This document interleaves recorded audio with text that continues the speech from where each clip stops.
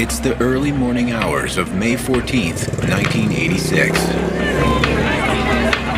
A few miles east of downtown, the Queen's Court Lounge is preparing to close up shop.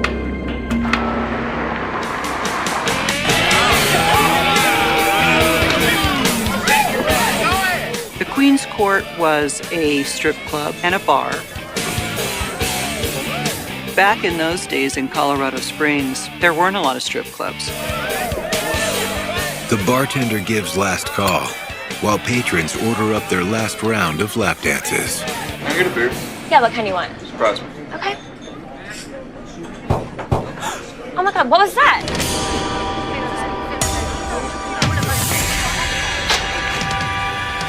What the hell was that? Call 911. Oh my God. Yeah, this is Connie from the Queen's Court Lounge. We just heard gunshots outside. We need someone here right away. Patrol officers quickly respond to the call of shots fired. In the club's parking lot, they encounter a bizarre scene. When the officers arrived, there was a pickup truck that had apparently backed into another vehicle. And the engine was racing, and the right rear tire was still spinning. This side's locked. They noticed somebody in the passenger compartment of the truck, and they don't know whether he was dead or alive at that point. They couldn't open the door, so one of the officers, very brave, jumps into the bed of the pickup truck. Inside the vehicle is a white male, mid-40s. He's completely unresponsive. The individual had some type of head injury. He was slumped over, and his foot was fully depressed on the gas pedal. And that's why the tires were still spinning and the engine was revving. Hey, it looks like he might still be alive. Get us an ambulance. 83 Alpha to dispatch. We have a white male, still alive, possibly headshot wound. While responding officers radio for medics, police dispatchers make another early morning call. I was at home and I had only gotten to bed about 30 minutes. And I was in that last moment that when you drift off to sleep, and the phone rang and it startled me.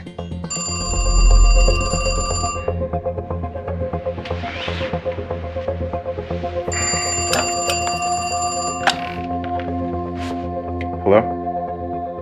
This is Kenda. Lieutenant, there's been a shooting at the Queen's Court Lounge. I'll be right there. When I heard it was the Queen's Court Lounge, I was not the least bit surprised that there was some sort of disturbance there. It's the kind of place that breeds emotion and then mixes it with alcohol. A few minutes later, Kenda pulls into the parking lot. I'm looking at this vehicle in the parking lot that has crashed into a car next to it. How you doing? Anyone inside? One victim shot behind the ear. I am told by the officers at the scene, there is no victim there. He's removed by ambulance. His condition is critical unstable. That is as bad as it gets. Do we know who he is? Yeah, we just pulled an ID out of his wallet right before the ambulance took him. It's a Colorado driver's license. William Alford. Identifying him as William Alford. He's 42 years old.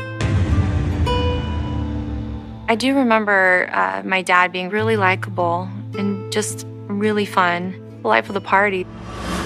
I would describe my dad as a free spirit. I think he was able to see the positive in things in life. Anything else I should know? When we found the victim in the truck, his foot was still pressing down the gas pedal. All right, thank you. You're welcome.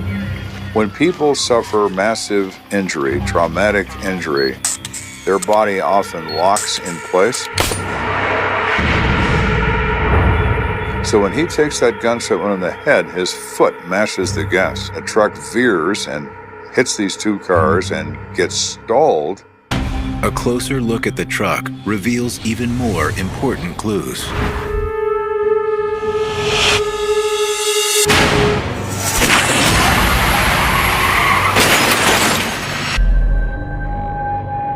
The windows are up in the truck. The back window is blown out like one shot having been fired at this vehicle. So one shot is fired from outside this truck at an unknown range, and that bullet has struck our victim. Find any casings? No, sir, not yet. So where did the shot come from? From the parking lot? From a rooftop? What exactly happened here? At this moment, we've got no idea.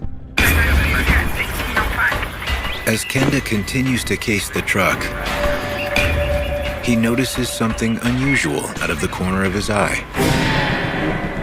I saw somebody on the roof.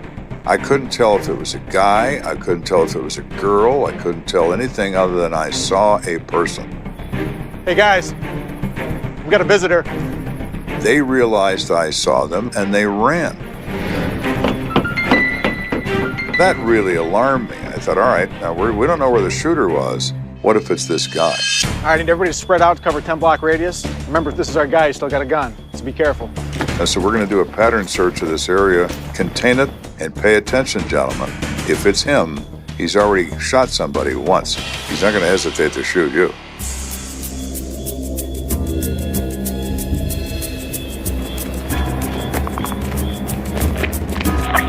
Any sign of him yet? Negative, sir. We're still looking. All right, keep looking. He's got to be around there somewhere. People, when they run, are interesting. They run like rabbits. They run a short distance and they squat. They don't continue to run. They get tired. They think hiding is better than running. I was fairly confident we'd find him. As his officers fan out down sidewalks, behind buildings, and across nearby rooftops, Kenda ventures into the Queen's Court Lounge in search of an eyewitness who can ID the suspect on the roof. I feel fairly good that the place is not busy, so we have a relatively small number of people to play with, and that's always more helpful. Anybody see or hear anything? Nothing. What I'm looking for right now is my best witness. But as officers speak with each of the customers inside the club, it quickly becomes clear none of them is willing to talk. Customers don't want to be identified because almost all of them are married, so you have a natural level of resistance, but this was more than that. There was something going on here. These people know about this, and they don't want to tell us. With Queen's Court customers a dead end, Kenda turns his attention to the dancers who were working that night. River and I were in the bathroom at the time. Look, I'm tired. Can we just get out of here and do this another time? Everybody wants to go home. Well, let me tell you something, folks. I want to go home too. But you're all material witnesses in an attempted murder, and we're going to decide what it is you don't know. Thanks. Getting nowhere with the dancers, Kenda turns to club manager Donna Mercer. How you been, Donna? Hey, Joe. I've known Donna Mercer for many years. Donna has been around the bar scene in Colorado Springs her entire life. I'm still here. Just taking my meds, trying to beat that cancer down. All right. Any chance we talk in your office for a minute? Sure. Come on in. Donna was all business. She knew how to handle her girls, and she knew how to handle the patrons when they came in. She knew what men wanted. She knew how to make guys spend money. So many freaking idiots out there. You know me, I don't take any crap. Donna's personality, her abrasiveness, are precisely the skills required in an establishment like a topless bar. So what happened tonight, Donna? I was having some drinks at the bar. Some of the customers told me they'd heard some gunshots outside. So I said, did you see anybody running or anybody outside? No. There was a guy in here earlier tonight. I'd never seen him before. He was pawing at the girls and stuff. I had to have the bouncer throw him out. Kenda wonders, could this problematic patron be the shooter? All right, thank you. Sure. He takes down the man's description and sends out an APB. Yes, sir. Can you call an APB for Caucasian, early 40s, male, about 5'10", 170 pounds? That sounds like the guy we transported. Really? Yes, sir. Donna, can I use your phone? Oh, sure thing. Help yourself.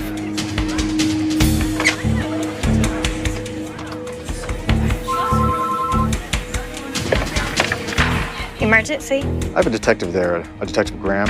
Any chance you could find him for me? Yeah. Kenda's detective at the hospital confirms the shooting victim matches the description of the unruly customer to a T. Yeah, that's our guy. That changes the whole dynamic here. He's not a customer just arriving. He's in this bar. My instincts are correct. These people know a hell of a lot more than they're telling me, or any of my detectives. They are all lying. So now it's time to turn up the screws a little bit on these people. What did the dancers at the Queen's Court Lounge know? Thanks. And who are they trying to cover for? Before Kenda can answer these questions, he receives a call that may render them a moot point. 170 to Kenda. Go for Kenda. Temple. Looks like I've got your roof jumper. I have all these questions going through my head. We have Spider-Man here who's leaping around on buildings, running from the police. Why is he doing that? How is he doing that? Does he have a gun? Is he an associate of William Alfred? Does he hate him? What is going on here? I'm feeling pretty good. Maybe we have our sniper dude. Hey, show me your hand. I'm going to ratchet up the pressure to the max.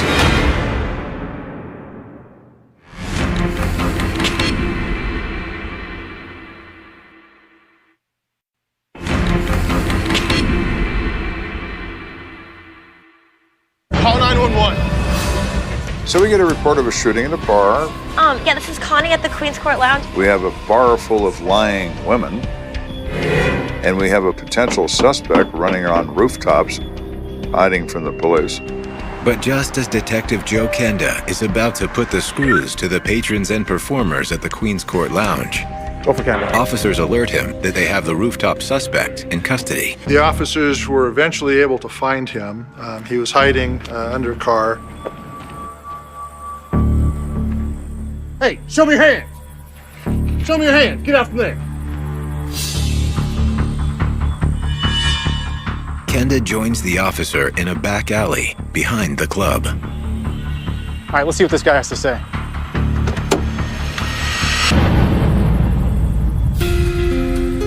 You got to be kidding me. He's 13 years old. He's scared to death and he's in tears. Oh, crap. What the heck are you doing out here at 2 o'clock in the morning? I'm not doing anything. All right, come on out. Oh, God. Have a seat on the curb over here. I calm him down because he thinks he's going to go to San Quentin. Please don't tell my parents. The officers discovered that he lived nearby, and they didn't want his mom to know that he had snuck out of the house. You're not in trouble. I just need you to tell me what you saw before you took off running. I didn't see anything. I heard some loud pops. I came back, checked. The truck was smoking. All right, go ahead and get him back home. Sure thing, Lieutenant. We decide that our kid is not our guy. He's a kid who's out being a kid in the middle of the night. With his potential shooter little more than a scared teen, Kenda needs to learn more about his victim, William Alford. Where does he live? Who does he live with? What does he do in his spare time?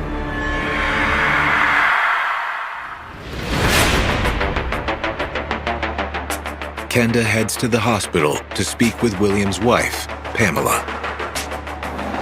How you doing? Alfred didn't make it. You bastard. Yes, sir. Is this his wife? Yeah. Mrs. Alford, this is Lieutenant Kenda. He's going to ask you a few questions. My condolences for your loss. Thank you. I know this is a very difficult time. I want to know if you could give us some information about your husband. Okay. She says he's a good provider.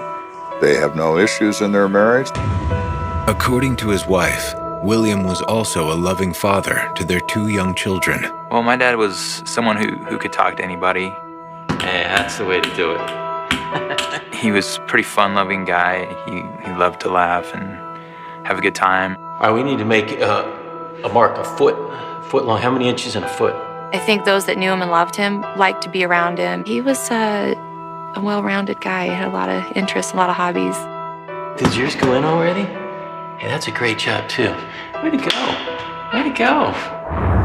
With William Alford's passing, Kenda officially has a homicide on his hands. Can you think of any enemies he might have had? no. I can't imagine he had any enemies. How about bad habits? Did he do any drugs or anything like that? If he has a bad habit, it's drinking and going to bars. And he goes there quite often.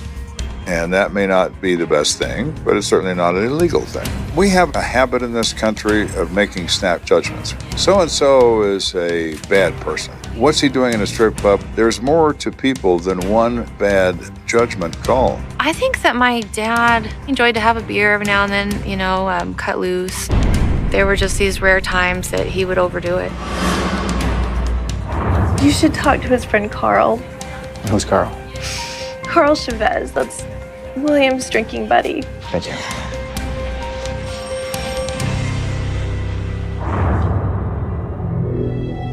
Kenda tracks down Carl Chavez at his home on the south side of town.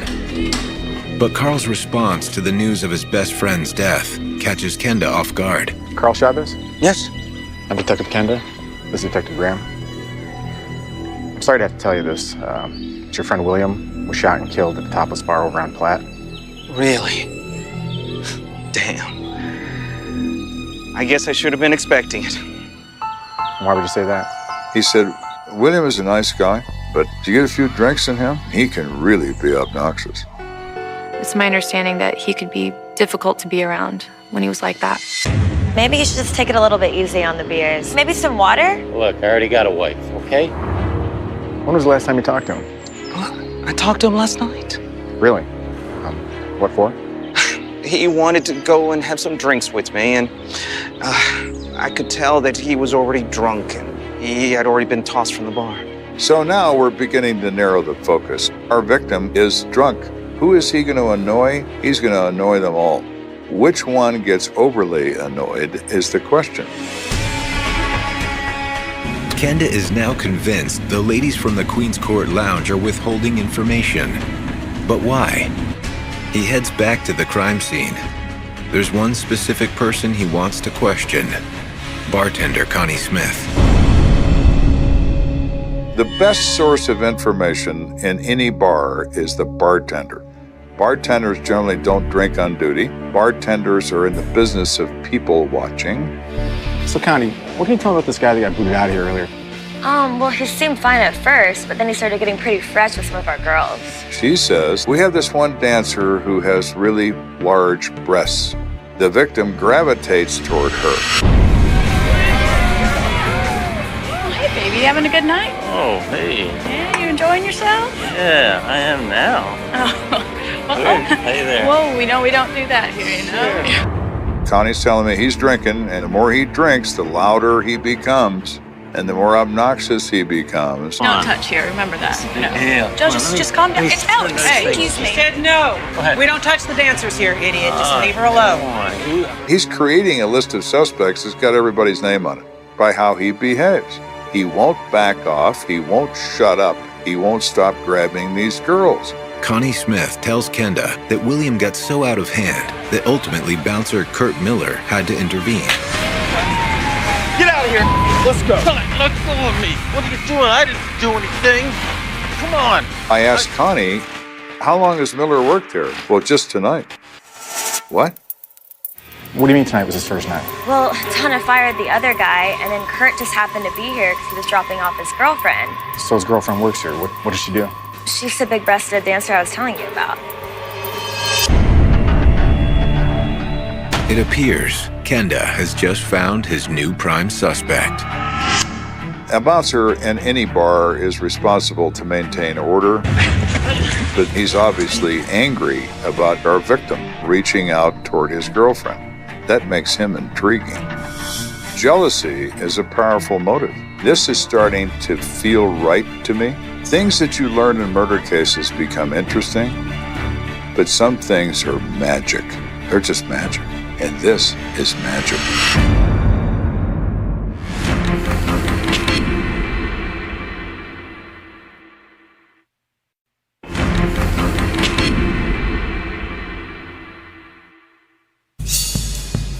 So here we are. We have a 42-year-old man who's been shot dead in the parking lot of a topless bar. We have focused our case on his behavior when he's in bars. Let me turn those on. We have further focused on the people within the building when this event occurred. I now want to know everything about this bouncer. Let go of me. Kurt Miller.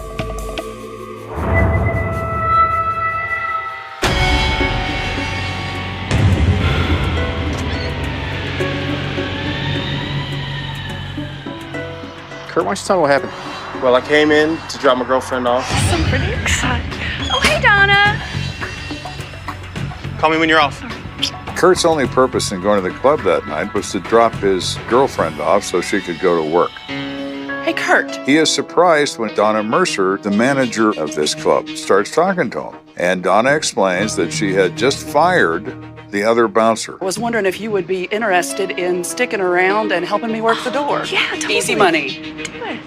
Sure, why not? Great. I was self-employed. Work was slow. Who doesn't want a job where one of the benefits is drinks plus tips? It was pretty appealing. Before taking his post at the front door, Kurt received some on-the-job training from assistant manager June Adams. Come on up. I'll show you what to do at the bar. Once you see where they're settled, if you have time, take them a bowl of popcorn. It makes them thirsty, makes them drink. Okay. Got any questions? No, I think I'm good. June was Donna's best friend. She was the one that enforced the rules. But according to Kurt, he was less than an hour into his first shift when he encountered an intoxicated William Alford. How you doing tonight? $2. He came in, he paid his $2. Enjoy. He got a seat at the bar.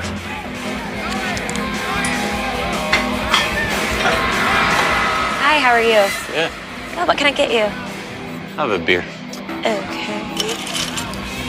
I went over, offered him the popcorn, which was my job. Hey man, how about some popcorn tonight? I don't need no popcorn. Here you go. He was pretty surly. At that point, William turned his attention toward Kurt's girlfriend, a dancer named Rosemarie. Come on, it's a big deal. Oh, no, Come on, let me turn those on. Excuse me. She said no. We don't touch the dancers here, idiot. Just leave her alone. Come on, One of the rules was you weren't allowed to touch the girls at all. June came over and told him not to do it. I want to touch I you. don't think Let this me is our see if policy. anyone's home. Hell no. When June came over, he hiked up June's skirt. That was my key that he's got to go. You're out of here. Hey, you can't touch me. Come on. It wasn't just this club that would happen. Any club that you went to, that's what would happen. Let me go. I certainly never saw my dad in the state of mind that they described he was in that evening. You can't touch me. Get the hell out of here! I tipped those girls. The guy was done. He'd had enough. He was leaving. Just let him go. Kurt Miller's statement dovetails with what bartender Connie Smith told Detective Kenda. So I thought that's a point for your side, Kurt. You're telling me something that I already know happened, and you're admitting to it. But what happened after Kurt Miller kicked William Alford out of the club? Kurt claims he saw William get in his car, but the moment Kurt went back in the club, he heard the loud pops. Holy! I ran outside to see what was going on. And there's this truck backwards blowing dust and smoke in the air.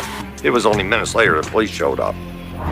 Kenda doesn't find this part of Kurt Miller's story quite so convincing. He hasn't said anything yet that dispels what, in my opinion, his motive would be. Jealousy. That he's already angry with this guy, which is ticked up by the behavior toward his girlfriend. Kurt, do you know who shot this guy? I have no idea. Anyone mind us searching your vehicle? No, it's fine, but you're not going to find anything. Okay, let's go ahead. Stay put. An initial sweep of the car's interior fails to produce any evidence until officers open the glove compartment.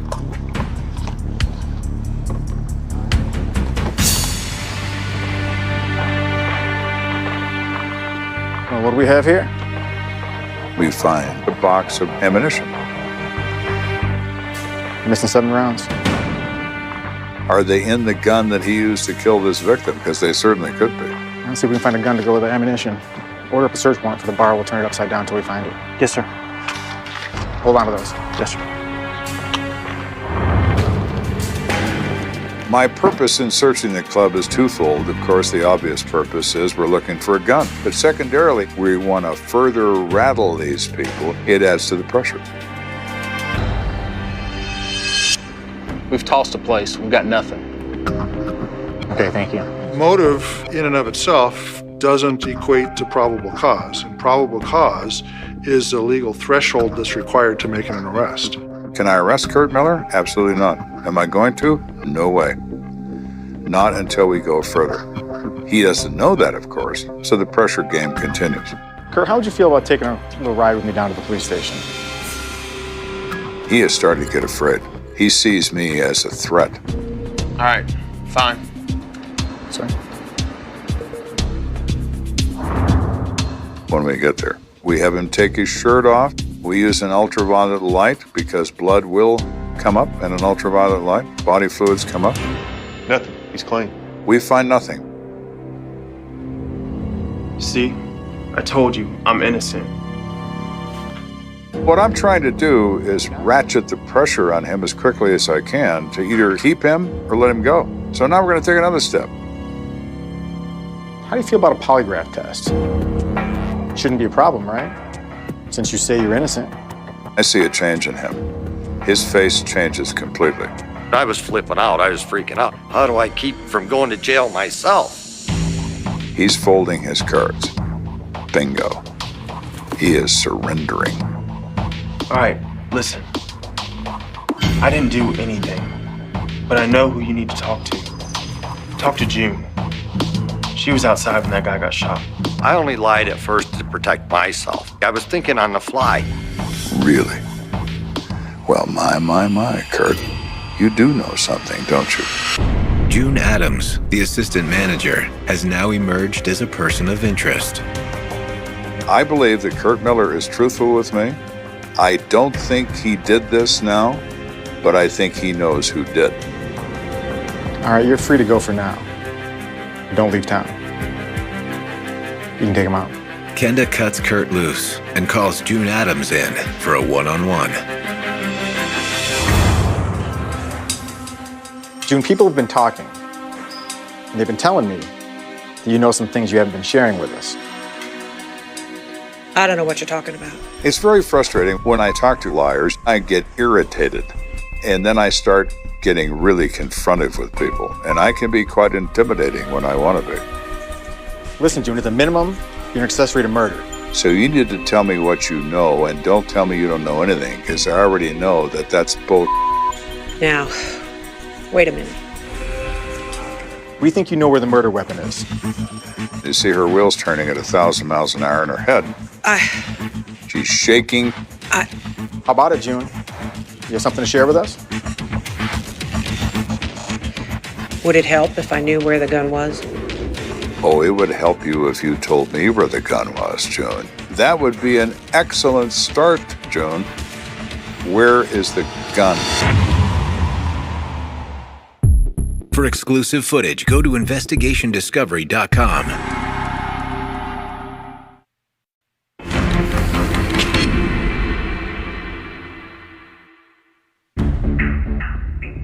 We have this victim, William Alford's been shot to death in the parking lot of a strip club.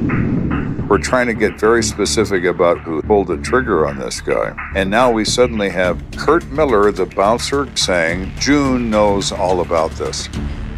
June reluctantly admits to Kenda she knows where he can find the murder weapon. I know who took the gun. Okay. Linda Weatherby. She had it in her purse. Thank you. June obviously knows more, but I'll take the gun for right now. I can get to the rest. We'll talk again. So, who is Linda? Linda is a customer in the bar that night. She used to be a dancer in the place. She talked to the officers and said, hey, I don't know anything much about it. And they hustled their way past the officers that were there. And that annoys me when people play a game and get away with it.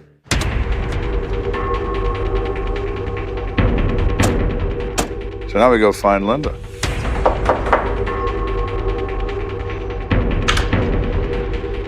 Linda Weatherby, Yes. can we step in for a minute? Yes. Complete shock on her face. Her husband is there. They're both really distressed by our mere presence. That makes me feel great. It's telling me that June's probably told me the truth. Linda, the reason why we're here is we believe you know something about the shooting that happened last night at the strip club. Yeah, I gave my statement to the police. Did you also tell them about the gun you put in your purse? Linda is stunned. She leads Kenda into the living room. Where is it? And opens a drawer. It's in the top drawer. I open the newspaper with a pen, and I see that it's a Ruger 357 Magnum revolver. Now that will certainly get the job done. Who gave you this gun? Come on, Linda, obstructing justice is a serious charge. Who gave you the gun? Donna. This is Donna Mercer's gun. Yes. She asked me to put it in my purse and take it home. You know who shot William Alford? All I know is this guy got thrown out of the bar. Donna and June came running from outside and asked me to put it in my purse. I believe that Linda took that gun so readily because I don't think she knew what had happened yet. She just knew she was doing a favor for a friend. And she never really did know what happened until she listened to the morning news. Kenda still isn't sure who pulled the trigger. A savvy businesswoman like Donna Mercer seems an unlikely suspect. Is it possible she may have been covering for one of her employees? An hour later, Kenda is sitting in Donna's living room, pressing her for answers. Donna, you don't happen to keep a gun at the club, do you? I used to. It got stolen about a month ago. Can you describe it to me? No, I mean, it just looked like a gun. And it was something we kept shoved in a drawer just in case we ever needed it, so I didn't really look at it or anything. What? A gun you own, you can't tell me about it? That doesn't make any sense at all to me. Donna denies keeping any other guns inside the bar, but Kenda is skeptical. Perhaps turning up the heat on the dancers will yield answers. So what's it like working here? You like working for Donna? Yeah, Donna's great. She does a really good job taking care of us. I mean, like earlier today, there was a guy fondling himself out front of the stage. She kicked him right out. Oh my! Donna, he's up! She punched him in the face and then kicked him right out. Come back in, let everybody know nobody's gonna disrespect her girls like that. And then plus everyone knows that when Donna brings Matilda out, things quiet down. Matilda? Her gun. Donna has a gun named Matilda. What? Now, if you go so far as to name a weapon, and then you turn around to the police and you say you can't describe what caliber it is, or whether it's blue steel or stainless steel, or whether it's got black grips or brown grips, that doesn't make any sense. That don't work. Listen, ladies, you've all been candid with me. Now I'm gonna be candid with you. We all know something went down. We all know you're keeping your mouths quiet about it. I wasn't surprised at all that these dancers were able to initially say that they don't know nothing about nothing. That's the normal response you get. Well, now's the time to speak up unless you want to be charged as accessories to this crime. They're assuming we're going to go away. So now it's time to get the truth out of these people.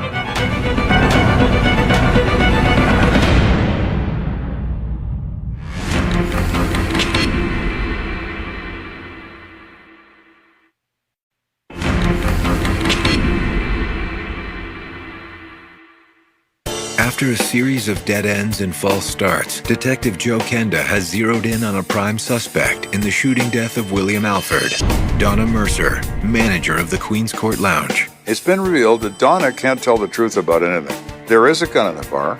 It's her gun. She is the focus of the case. I need to know the rest. To get those details, Kenda has applied the full court press to a trio of exotic dancers that work at the club. Guys, we have to say something. No. I'm not going to jail for this. She's gonna freak out. Who's gonna freak out? Donna. She made us promise not to say anything. The dancers aren't completely forthcoming, but they tell Kenda he's on the right track and refer him back to their supervisor, June Adams. Donna hasn't said the truth since we walked in the front door. She's not going to suddenly do it now. We need to get it from someone else. Who's our best chance? Who was outside with her? June was outside with her. June, this is getting old. I know you're in the parking lot with Donna, so if you don't want to go to jail with her, you better start talking. All right, I'll tell you what happened. It started when I got to work. Donna's been sick and she's on some medication.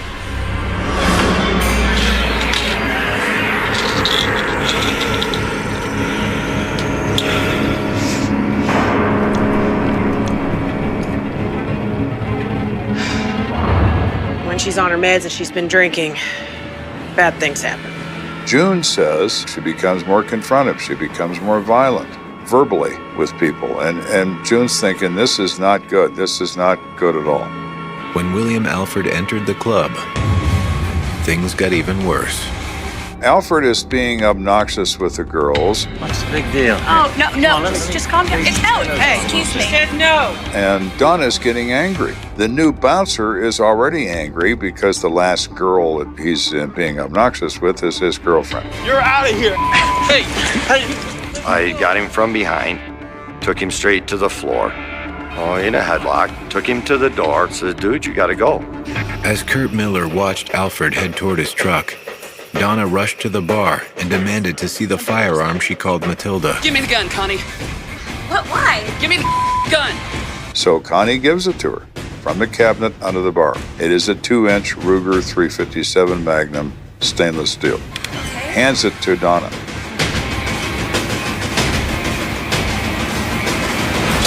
I was on the porch. The guy gets into his truck, he's leaving. I get a sigh of relief. Oh, good, he's going, The next thing I know, here comes Donna out the door. You son of a... You sick... You show your sorry ass around here again, I'm gonna put you down like a dog! Donna, put the gun down! Nobody messes with my girls and gets away with it! June says Donna runs down the steps and gets in a balanced two-handed stance with the gun. And fires once, nothing happens. She takes aim and fires a second time.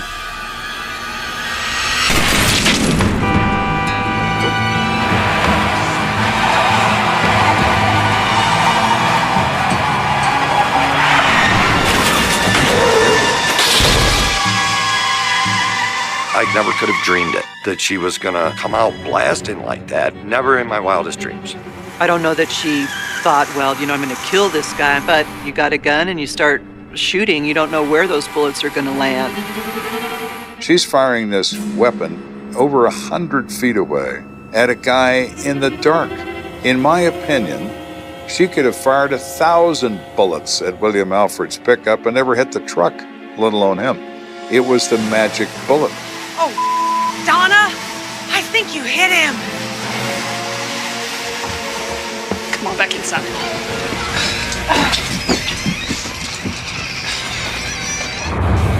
Back inside the club, a panicked Donna hastily begins to cover her tracks. Put that somewhere and forget you saw it.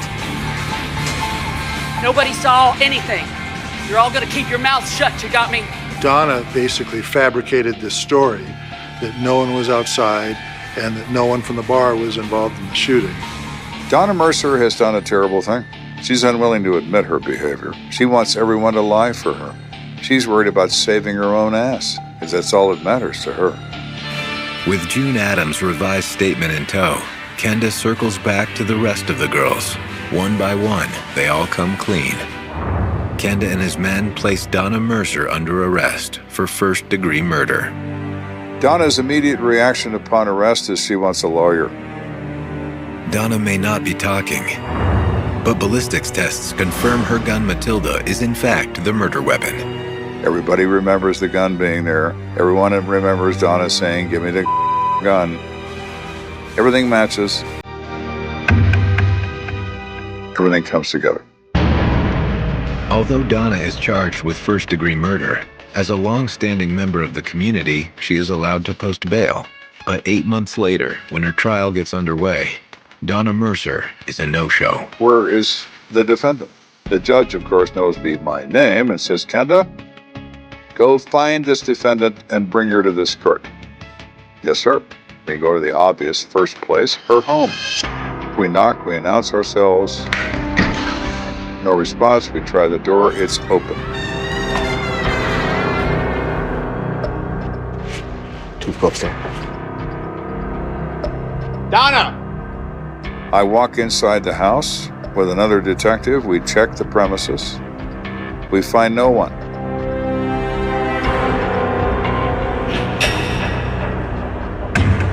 But when Kenda opens a door into Donna's backyard, his eyes land on a gruesome sight.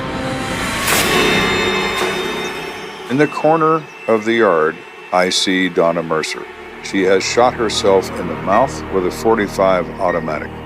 Donna is dressed as if she's going to court, dressed very well, and apparently decided that she was going to have court in the backyard. For the family of victim William Alford, Donna Mercer's suicide brings little closure and even less comfort. Maybe she didn't mean to hit him, maybe she didn't. What really mattered was my dad's gone. And we just have to, try to live our lives the best we can and honor the ones we love. It was really hard for me growing up, not really understanding what happened that night or why. Nothing is worth being that hasty. You can make a lot of mistakes that you can't take back. The first thing they noticed wasn't the car. It was the music. Thin, tinny, bleeding out of a closed cabin like a heartbeat you couldn't ignore, an old pop station fighting the winter air, still playing as if nothing had happened, as if nobody had just vanished from the face of Elkhart. The deputy who stepped out of his cruiser said later he could smell the cold before he felt it. The kind of cold that makes your teeth ache. The kind that turns a quiet place into a sealed room. And there, half off County Road 6, angled toward a ditch like it had tried to escape the pavement at the last second, sat a dark sedan with its hazard lights ticking. Blink. Blink. Blink. A metronome for panic. The driver's door was shut. The windows were fogged from the inside, but no breath moved behind them. A purse sat upright on the passenger seat, neatly placed, not tossed. The keys were still in the ignition. The radio was still on. And in the cup holder, one paper cup, lid on, untouched, a ring of condensation frozen mid-thaw. It was the kind of still life that makes your skin crawl because it suggests someone left in a hurry, but also suggests they didn't mean to. Like a pause button hit at exactly the wrong second. They ran the plate. Local. Elkhart County. The registered owner, Mara Ellison, 28, resident of a modest duplex near the river, working nights at a medical clinic. No criminal record. No history that screamed trouble. The deputy said her name out loud and the sound felt wrong in the open air, like calling into a cave. He tried her phone. Straight to voicemail. He tried again. Same answer. He looked down at the tire tracks and saw something that made his stomach tighten. The tracks didn't drift. They didn't slide. They didn't show a loss of control. They were deliberate. The car had pulled over. Clean. Controlled. Like the driver made a decision. And then, right there in the dirty snow by the driver's side, a single footprint. Not hers, at least not if you believe the boot prints they later found in her closet. This one was longer, heavier, deeper in the slush. The tread was sharp, aggressive, the kind you'd see on a work boot. One step. Then nothing. As if whoever made it had stepped out, and then disappeared. The wind moved through the corn stubble beyond the ditch with a dry whisper, and for a moment the deputy felt the irrational thought, the childish thought, that the field was listening. Elkhart, 2002, didn't like mysteries. It liked routine. Factory shifts. Church on Sunday. High school games under bright lights. People waved at each other at stop signs because they'd known each other since they were 12. The county had its share of trouble, sure, but trouble had a face. Trouble had a last name. Trouble didn't leave a young woman's car humming on the side of a back road like a prop in a horror movie. When the call went out, it moved fast, like electricity. A missing adult. Possible abduction. The first patrol units arrived, then detectives, then crime scene techs with bright lamps and gloved hands and plastic markers that turned the shoulder into a grid. Flashlights cut through the grey morning. Radios murmured in clipped tones. The air filled with the kind of quiet urgency you feel in emergency rooms, controlled, practiced, a collective refusal to panic. They found her wallet in the purse. Cash inside. Cards inside. No sign of a struggle in the front seat. No blood. No broken glass. No torn fabric. On the floorboard, a folded receipt from a gas station 2 towns over, time-stamped 1:13 a.m. On the back, a phone number written in blocky handwriting, the ink smeared as if the pen had skipped. The number wasn't hers. It wasn't anyone she knew. It wasn't even in service when they tried it. Just a ghost line. A dead end disguised as a clue. A tow truck was called, but the detectives didn't want the car moved until they'd peeled every inch of it for fingerprints, fibers, anything microscopic that could scream the truth. They dusted the steering wheel. They swabbed the gear shift. They bagged the cup. They photographed the footprint. They measured the distance from the road to the ditch, from the ditch to the field, from the field to the tree line where the woods thickened like a bruise. And then someone noticed something small and wrong. The driver's seat was slid back farther than Mara's family said she ever drove it. Mara was petite. 5'2" on a good day, her sister said. She kept the seat close. Whoever had been in that seat last had legs longer than hers, or had pushed it back while reaching across, or had adjusted it without thinking because it wasn't their habit. By noon, the story was everywhere. Local woman missing. Car found abandoned. Cold case brewing. Talk radio pounced. The local paper ran a grainy photo of Mara smiling at a cookout, hair pulled back, cheeks flushed, the kind of ordinary happiness that suddenly becomes unbearable once you know it might be the last clean image.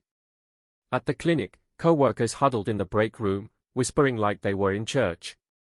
At the duplex, neighbors stood outside with coats zipped to their chins, watching as officers walked in and out with evidence bags. Inside Mara's home, everything looked normal in the worst possible way. A basket of laundry half-folded. A mug in the sink. A calendar on the wall with shifts marked in tidy circles. No ransacking. No shattered drawers. No farewell note. Her bed was made, but not tight, like she'd slept there and gotten up and meant to come back. Her phone charger was plugged into the wall. Her favorite jacket was missing. So were the boots she wore to work. That detail caused a split in the room, a subtle crack in the certainty. Boots missing suggested she left the house alive, on her own feet. But why leave the car, the purse, the keys, the radio playing? Detectives spoke to her family first. Her mother kept repeating a single sentence, as if saying it enough times would reshape reality. She doesn't just disappear. Her sister, Jenna, described Mara as careful. Predictable. Not secretive. Not reckless. She's the one who texts when she gets home, she said, eyes red, voice sharp. She's the one who double-checks the lock.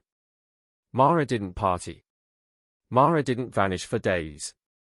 Mara didn't leave her purse behind. That purse was Mara's entire life, photos, receipts, little notes, the stuff people carry without thinking. They traced her last known movements. She clocked out early, 12:48 a.m., because the clinic was slow and someone offered to cover. She told a co-worker she was going straight home. She got gas at 1:13. A cashier remembered her because she'd asked for a specific brand of gum, the kind the store rarely stocked. The cashier said she seemed tired but normal. No fear. No rush. She paid in cash. She left alone. From there, the timeline turned to fog. Somewhere between that gas station and County Road 6, the night swallowed her. No witnesses saw the car pull over. No one reported screams. No one called in a suspicious vehicle. It was as if the county had blinked at exactly the wrong moment. Then, late afternoon, the first strange detail that didn't fit the clean missing person narrative surfaced like a body in dark water. A neighbor reported hearing Mara argue with someone on her porch 2 nights earlier. Just voices, raised, sharp. A man's voice, low and angry. The neighbor couldn't make out words, only tone. The neighbor hadn't called police because Elkhart didn't call police for arguments. Elkhart waited for things to cool down. Elkhart assumed it would be fine. Detectives asked, who was the man? Mara's ex-boyfriend, Caleb Rusk, floated into the conversation like a shadow everyone recognized but didn't want to name. Caleb had dated Mara on and off for a year. A mechanic. A local. The kind of guy who knew how to fix anything with his hands and break things with his temper. Nothing official on record, no restraining order, no police reports. Just a pattern of breakups. Just friends saying, quietly, that Caleb could get intense. They brought him in for a chat. Caleb showed up in work boots and a stained hoodie, smelling faintly of oil. He sat in the interview room with his arms crossed, jaw clenched, eyes flat. He said he hadn't seen Mara in a week. He said they were done. He said he was at a friend's garage late, then went home.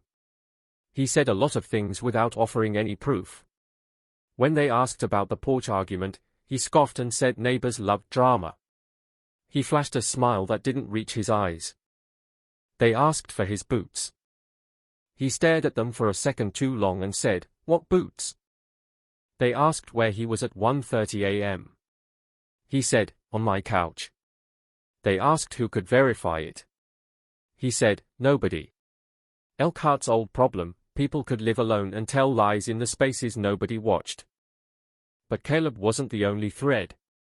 Mara's phone records revealed something colder. In the week before she vanished, she received several late-night calls from a number listed under no name. The calls were short. 1 minute. 30 seconds. 2 minutes. Not long conversations. Not warm check-ins. More like brief contacts. More like someone making sure of something. They subpoenaed the number. It belonged to a prepaid phone purchased with cash at a big box store. The buyer's face on security footage was a blur under a cap, head angled away from the camera like they knew exactly where it was. The tape was grainy, the timestamp faint, but the investigators could see one thing clearly: the buyer was tall, broad-shouldered, and wearing work boots.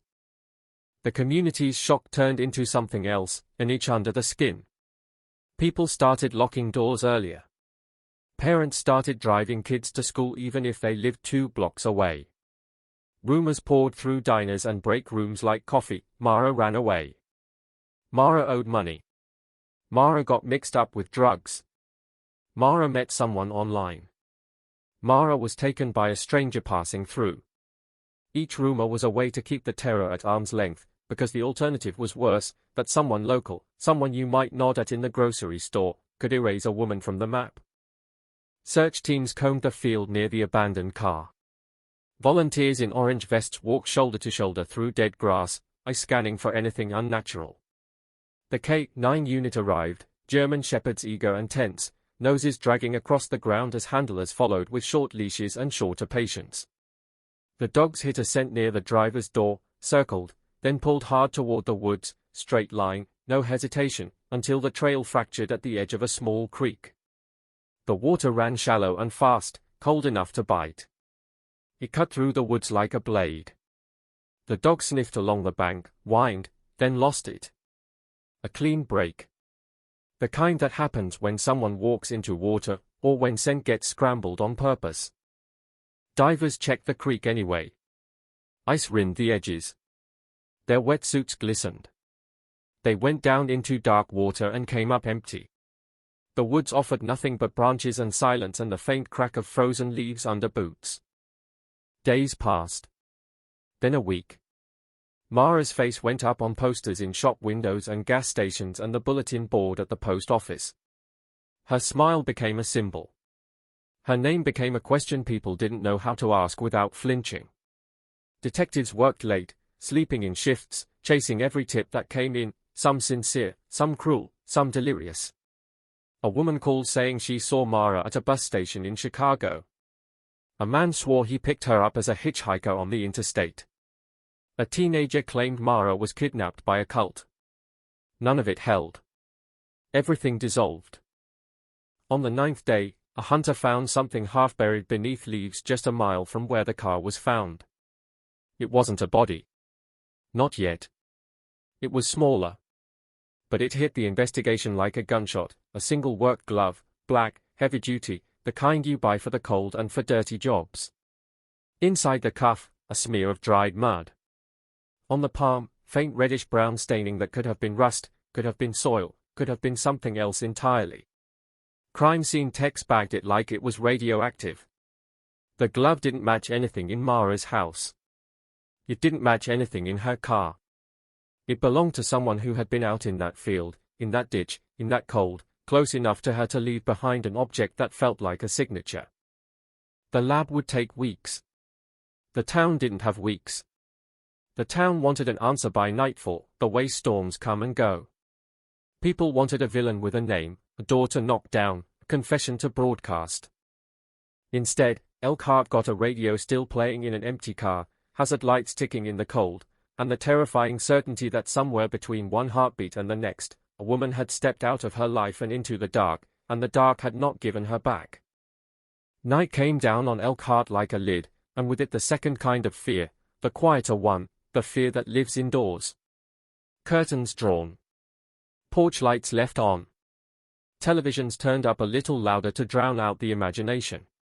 Somewhere out there, past the warm rectangles of living rooms, the road where Mara's car had been found kept existing, empty and indifferent, the same asphalt under the same sky, waiting for nothing and holding everything. Detectives didn't get that luxury. They lived in fluorescent light and stale coffee, in rooms where the air smelled like paper and plastic and sweat. They pinned Mara's life to corkboard with thumbtacks and string, turned her routine into evidence, her habits into possible exits. Every receipt became a breadcrumb. Every call became a potential rope tied to a hand that had pulled her away. The glove went to the lab. The lab was slow. Bureaucracy doesn't care about grief. It has forms. It has cues. It has a calendar that keeps moving even when a family's world has stopped. While the glove sat in a sealed bag like a trapped secret, the detectives pushed hard in the only direction they could, people. They went back to the gas station first, squeezing every second from that night. They pulled footage again, frame by frame. The camera above the register was useless, too high, too grainy, but the camera above the door caught a sliver, Mara leaving, her shoulders hunched against the cold, keys already in her hand, head tilted down like she was counting steps. She didn't look behind her. She didn't pause. She didn't hesitate. That was the detail that stuck. People who are scared glance over their shoulder. People who feel watched do something small and involuntary, speed up, tense up, drift toward light. Mara didn't. She walked like she believed she was alone. But the parking lot camera told a different story. A darker one. In the far corner of the lot, barely within the camera's range, sat a vehicle that had been there when Mara arrived and was still there when she left. An older pickup. Light-colored, maybe beige, maybe dirty white. The kind of truck that could be anyone's. The kind that disappears into any line of traffic without leaving a trace. The footage didn't show the driver. It didn't show the truck move. It just existed, like a silent witness refusing to speak. They pulled records, asked if anyone remembered it. A regular customer thought it belonged to a guy who sometimes bought cigarettes late, a man with a heavy build and a cap. Another customer said it might have been a farmhand. A third insisted the truck always parked there and it meant nothing. The worst part of small towns is the way familiarity can become camouflage. A stranger stands out. A local can hide in plain sight forever. The phone number on the receipt gnawed at them. Not in service, but written for a reason. They checked the store again. Had Mara bought a pen? No. They checked the counter. Any pens missing? The cashier shrugged. They asked if Mara had talked to anyone at the register. The cashier shook his head. Then, after a long pause, he said something that made the room go still. There was this guy, he said, voice low, like confession. He wasn't right up next to her. He was waiting. Like he didn't want to look like he was waiting. He kept looking at the candy, but he wasn't picking anything. I remember because he didn't blink much. A description emerged in broken fragments: tall, broad, work boots, cap pulled low, jacket too big. The problem was that description fit half the county. It fit every man who worked in a shop, on a farm, in a factory. It fit Caleb Rusk perfectly, and it fit 100 other men who'd never laid eyes on Mara. Caleb, though, remained the loudest shadow in the room. Detectives didn't have enough to hold him, but they had enough to dig. They drove to the garage where he claimed he'd been that night. The friend he named, a guy with a permanent grease stain on his hands, nodded too fast, said Caleb was there late, said they worked on a transmission, said Caleb left around 1. Then he added something that wasn't asked: Caleb ain't got nothing to do with it. He said it like a prayer. He said it like he needed it to be true. They checked the shop's security camera. It didn't work. It hadn't worked for months. Of course it hadn't. They checked receipts, timesheets. Loose. Informal. Nothing solid. The detectives left with that familiar taste of frustration, metallic, bitter, the taste of a story that could be true and still be a lie. They tried another angle: Mara's clinic. Nights breed secrets. Hospitals and clinics are places where lives overlap in intimate ways, where people talk in hallways at 2 in the morning, where someone can become important without anyone outside knowing. They interviewed nurses, aides, doctors. Mara was liked. Mara was reliable. Mara was the one who stayed late to help. But then a co-worker, a newer girl with nervous hands, mentioned a patient. A man who came in twice in the last month, always after midnight. Not an emergency, not really. He said he needed help with pain, she said, eyes flicking away. Back pain, shoulder pain. But it felt fake. Like he wanted to talk to Mara. The man wasn't in their records under a real name. He paid cash. He signed in with a scribble. The kind of person who walks into a medical building at night and leaves no identity behind. The co-worker said he watched Mara. She said he smiled too much. She said she once caught him staring at Mara's ID badge as if memorizing it. And then she said something that made the detective's pen stop moving: he had a glove on. One glove. Like he didn't want to touch anything. One glove. Not both. One. The glove found in the woods suddenly felt less random. It felt like a breadcrumb someone dropped without realizing, or without caring. The detectives asked for a description. The co-worker hesitated, then described a man in his 30s or 40s, tall, thick neck, rough hands, cap, work boots, jacket that smelled like cigarettes. It was the same silhouette again, the same faceless figure the case kept conjuring, everywhere, nowhere, made of common parts. They pulled the clinic's exterior camera footage. It existed, but the tapes were overwritten every 7 days. It was a small clinic.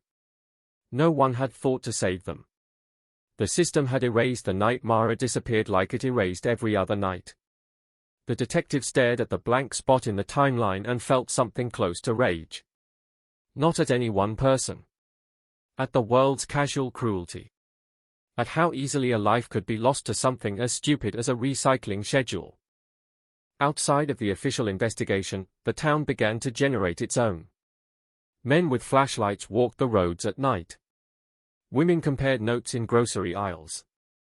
A local radio host played ominous music before giving updates and encouraged callers to share rumors as if rumors were evidence. The tips line flooded with noise. It took manpower just to listen to it all. And then came the first truly chilling call. A farmer, voice shaking, said he'd found something on his property, something he didn't want to describe on the phone. Deputies arrived at dawn, boots crunching frost, breath white in the air. The farmer led them to a line of trees at the edge of his field, where the ground dipped into a shallow hollow.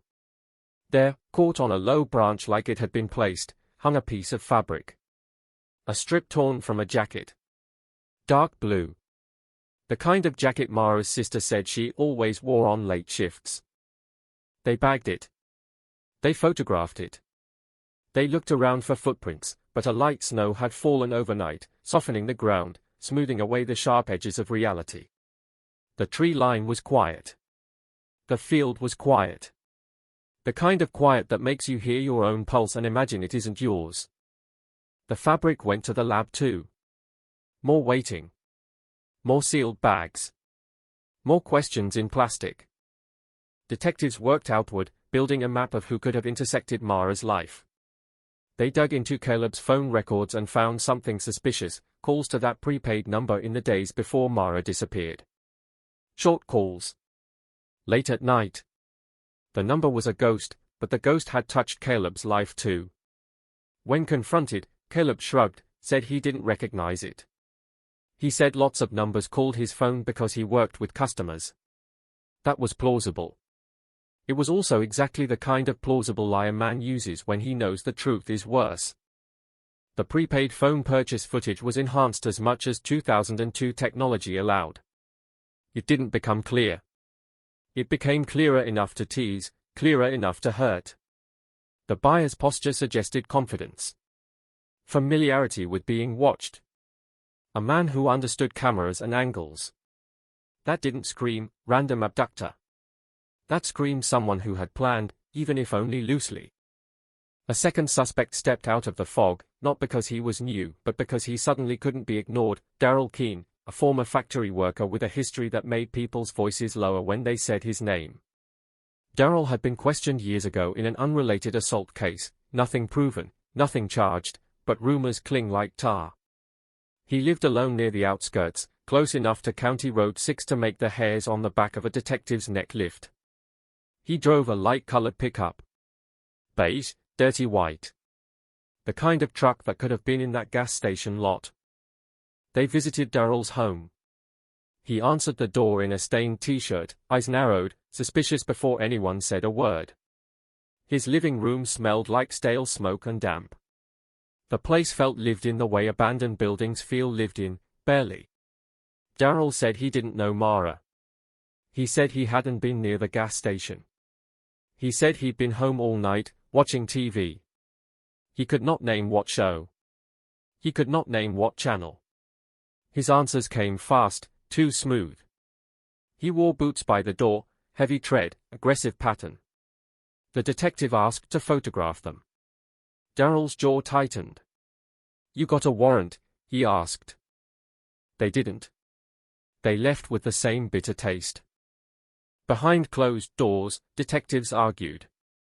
One group felt Caleb was the obvious answer, the kind of intimate violence that hides behind, he just loved her too much, until it becomes murder. Another group felt the case had the fingerprints of a predator, someone who watched, waited, used darkness and empty roads. The third group, the quiet ones, worried about something worse, that the two threads were connected, that Caleb and some unknown man were not separate suspects but parts of the same machine. That idea gained teeth when a new piece of information arrived from the phone company. The prepaid number had pinged off a cell tower near County Road 6 the night Mara vanished. Not a call, just a brief connection. A heartbeat of signal. It was enough to place that ghost phone near the scene. It was also enough to place anyone carrying it near the scene. The phone could have been in a pocket, in a glove compartment, in a truck. It could have been tossed. It could have been used to lure Mara into pulling over. Lure? That word changed the air. If Mara pulled over deliberately, why? Car trouble didn't fit. The car was fine. The tracks were clean. The gas tank wasn't empty. She wasn't known to be careless with maintenance. If she pulled over because someone signaled her, flashed lights, waved her down, claimed there was something wrong with her car, then the missing boots and jacket made sense. She could have stepped out to look, to listen, to respond. If she recognized the person, she would have lowered her guard. If she didn't, she might still have stepped out because kindness is a vulnerability when it meets the wrong hands.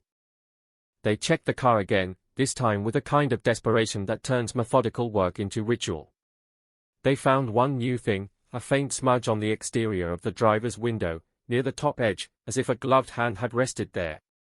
The smudge was too old, too vague for prints. But it was there. A touch. A presence. A moment where someone leaned close enough to speak through glass. Then the lab finally called about the glove. Not DNA, 2002 wasn't generous with that kind of clarity, not in small counties with limited budgets, but fibers and trace. The glove had plant material embedded in the seams consistent with the creek bank near the woods. That meant it had been there, in that specific mud. The reddish-brown stain wasn't rust. It wasn't soil. It tested presumptive positive for blood. Blood. Not a story. Not a rumor. Blood. They tested it against Mara's known sample from a hairbrush recovered in her home. The blood on the glove did not match Mara. That result should have been relief. It wasn't. It was worse. Because if the blood wasn't Mara's, then whose was it? And why would a man, one glove, work boots, cap low, be bleeding near the place Mara vanished? Unless the story wasn't a clean abduction. Unless there was a struggle that didn't leave its mark in the car. Unless something happened out in the dark, off the road, in the field where the wind could swallow sound. And then came the next hit, the one that made the entire investigation feel like it was rotating on an unseen hinge, a call from a county 2 hours away. A deputy there had seen Mara's case on the news. He said they'd had an incident a month earlier, an abandoned car, hazards blinking, keys in the ignition, purse left behind. Different woman. Different road. Same eerie stillness. That woman had been found alive 3 days later, wandering, disoriented, miles from where she vanished, with no memory of how she got there. She described a man with one glove, a cap, and a voice that sounded calm, almost polite, until it wasn't. The detectives in Elkhart listened in silence, the kind of silence that isn't empty but crowded with realizations. Patterns are the language of predators. Patterns are also the language of fate. And in that moment, Mara's disappearance stopped feeling like an isolated nightmare and started feeling like a page torn from a larger book, a book written by someone who had done this before, someone who might do it again, someone who knew exactly how to make a person vanish while leaving behind a scene that looked, at first glance, almost peaceful. Almost. Because peaceful scenes don't have hazard lights ticking like a countdown.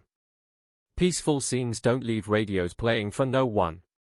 Peaceful scenes don't leave a town staring at the dark, wondering if the dark has learned their names.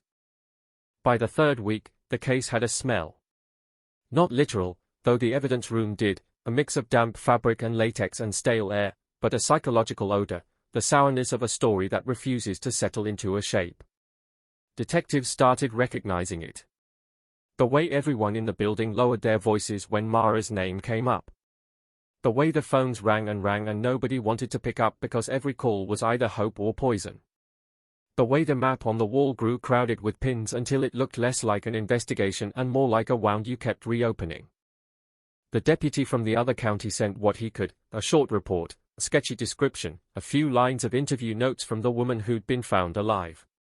Her name was Cara Wynne, 26, and her story was broken into fragments that didn't fit together neatly. She remembered headlights behind her, bright enough to fill her rear view. She remembered a hand signaling her to pull over, the gesture casual, almost friendly, like a fellow driver trying to help. She remembered lowering her window an inch and smelling cigarettes. She remembered a voice, male, calm, telling her her tail light was out. She remembered thinking she should be grateful, stepping out into the cold to look. And then she remembered nothing until she woke in a ditch with her shoes missing and her tongue raw, as if she'd been drugged, as if she'd been forced to swallow something bitter. The rest was blank. A dark hallway in her mind where every door was locked. Cara's car scene was almost identical, purse on the seat, keys in ignition, hazard lights ticking, radio still playing. Same theatrical emptiness. Same feeling that the moment was staged. Elkhart detectives didn't like the word serial out loud, but they thought it anyway, because the world gets simpler when you can label the monster. Serial offender meant there was a person, a pattern, a method. It meant the chaos had an author. They drove to meet Kara in person. 2 detectives, unmarked sedan, long road, too much time to imagine Mara at the edge of the same blankness. Kara met them in a small interview room in her county's sheriff's department, shoulders hunched, hair pulled tight, hands clasped as if holding herself together. Her eyes had that haunted shine, like she'd seen a place she couldn't describe and didn't want to. She repeated her fragments and apologized for not remembering more, and the apology hit like a punch. Victims always apologize. Predators never do. When asked about the man, she said the detail that had kept her awake at night wasn't his face. It was his glove. Only one, she whispered. Left hand. Black. Like thick. She mimed the shape of it, fingers trembling. He kept that hand where I could see it. Like he wanted me to see it. That sounded like ritual. Like dominance. Like a signature. They asked about his truck. She thought it was a pickup, light-colored, but she wasn't sure. She asked if she was helping Mara, and one of the detectives told her she was, because the alternative, telling her they were still in the dark, felt cruel. Kara nodded, eyes wet, and then said something that made the room tilt. He spoke like he knew me. Like he already had me, even before I stopped. Back in Elkhart, they pulled every report they could find within a 200-mile radius. Abandoned cars. Missing women. Reports of suspicious traffic stops that weren't police. Calls about a light-colored pickup following drivers late at night. It was a messy search. Most cases were noise. Some were chilling. A woman in Michigan reported being waved over by a man in a cap who told her there was smoke from her trunk. When she refused to get out, he grew angry. She sped off. Another report, a college student said a truck followed her for 15 miles, headlights flashing, until she pulled into a crowded gas station where the truck vanished. These weren't slam-dunk links. They were echoes. But echoes mean there's a sound somewhere. The case shifted. It stopped being just about Mara and became about a larger possibility, one that made the county officials uneasy. If there was a predator working the roads, then every late shift worker, every nurse, every waitress driving home after midnight was a potential target. Panic is contagious. It spreads through churches and PTA meetings and factory floors. It changes behavior. It changes elections. Pressure came down from above. The sheriff wanted results. The mayor wanted reassurance. The local news wanted a face to put on screen. Do you have a suspect? They asked in microphones held too close. Detectives said the same careful phrases: ongoing investigation, following leads, ask anyone with information to call. Behind closed doors, they watched the case teeter on the edge of becoming a cold case, and they fought that gravity with everything they had. They went back to County Road 6 at night, because daytime had lied. In daylight, the road looked harmless. At night, it looked like an ambush. Darkness swallowed the shoulder, the ditch, the field. The tree line became a solid wall. Headlights carved narrow tunnels through the void. It was easy to understand how a driver could be made to feel alone, even if the world was full of people just a few miles away. They staged it. One detective drove a similar route at the same time Mara would have, while another followed in an unmarked truck, testing angles. They tried to see what Mara might have seen. A flash of headlights. A wave. A shadow on the shoulder. A helpful stranger. It didn't take much to realize how quickly control could change hands on a road like that. One step out of the car. One glance down at a tire. One voice close to your ear. Then hands. That was the word nobody wanted to say, but it hovered, hands. The glove's blood still bothered them. Not Mara's. So someone else bled. That suggested a struggle, a scratch, a cut, an injury in the act. If the offender bled, there was a chance, however small, that he'd left his DNA somewhere, even in 2002's limited world. The lab had already swabbed the glove, but they rechecked the car too, focusing on spots they might have missed: door frames, window edges, the exterior near the handle. They lifted partial prints, smears more than ridges, but one latent print near the top of the driver's door frame looked promising. Not enough for an ID on its own, but enough to feed the growing hope that the offender was not a ghost, just careful. Then they got a break that wasn't forensic. It was human, messy, and dangerous. A woman called the tip line at 2:17 a.m. Her voice shook as if she'd been crying for hours. She said she knew Mara. Not well. Through a man. She hesitated, then said the man's name, Caleb Rusk. The line went quiet. Even through the phone, the detectives could feel the weight of it. The woman, she asked to be called Lynn, said Caleb had been acting off in the weeks after Mara disappeared. Not grieving. Not shocked. Angry, yes, but the wrong kind of angry, like the world had inconvenienced him. Lynn said Caleb had gotten drunk one night and talked too much. She said he told her, slurring, that Mara should have listened. That she made him do it. The classic language of an abuser who believes consequences are someone else's fault. Detectives met Lynn in a diner before sunrise, because she refused to speak at home. Her hands shook around a coffee cup. She wouldn't make eye contact with the window. She kept looking at the door. She told them Caleb had a friend, an older guy, who'd been helping him with stuff.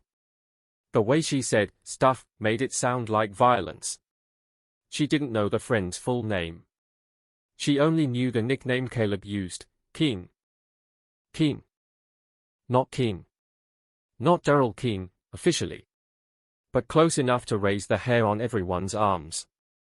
Lynn said Caleb and Keen met at a bar outside town. She said Keen drove a light-colored pickup. She said Keen wore a black glove sometimes because of a hand injury. Lynn hadn't wanted to believe it meant anything. She still didn't want to believe it. But she couldn't sleep anymore. She couldn't stop seeing Mara's photo on TV. She couldn't stop hearing Caleb's drunk voice. In that moment, two threads that had been dangling separately snapped together. Detectives moved fast. They pulled Caleb in again, harder this time. They confronted him with the phone record overlaps, with Lynn's statement, with the prepaid phone pings. Caleb's posture shifted. Not panic, defensiveness. He denied knowing any Keen. He denied the porch argument. He denied everything the way a man denies rain while standing in it. But denial isn't evidence. It's just noise. They went to Daryl Keen's house with more purpose. This time, they didn't ask. They watched. Surveillance. Unmarked cars rotating shifts. They tracked his movements, his routines, his stops. Daryl went to a hardware store. Daryl went to a bar. Daryl drove County Road 6 at 12:30 a.m. on a Thursday and slowed near the spot where Mara's car had been found. He didn't stop. He just slowed, like someone driving past an old memory they couldn't resist looking at.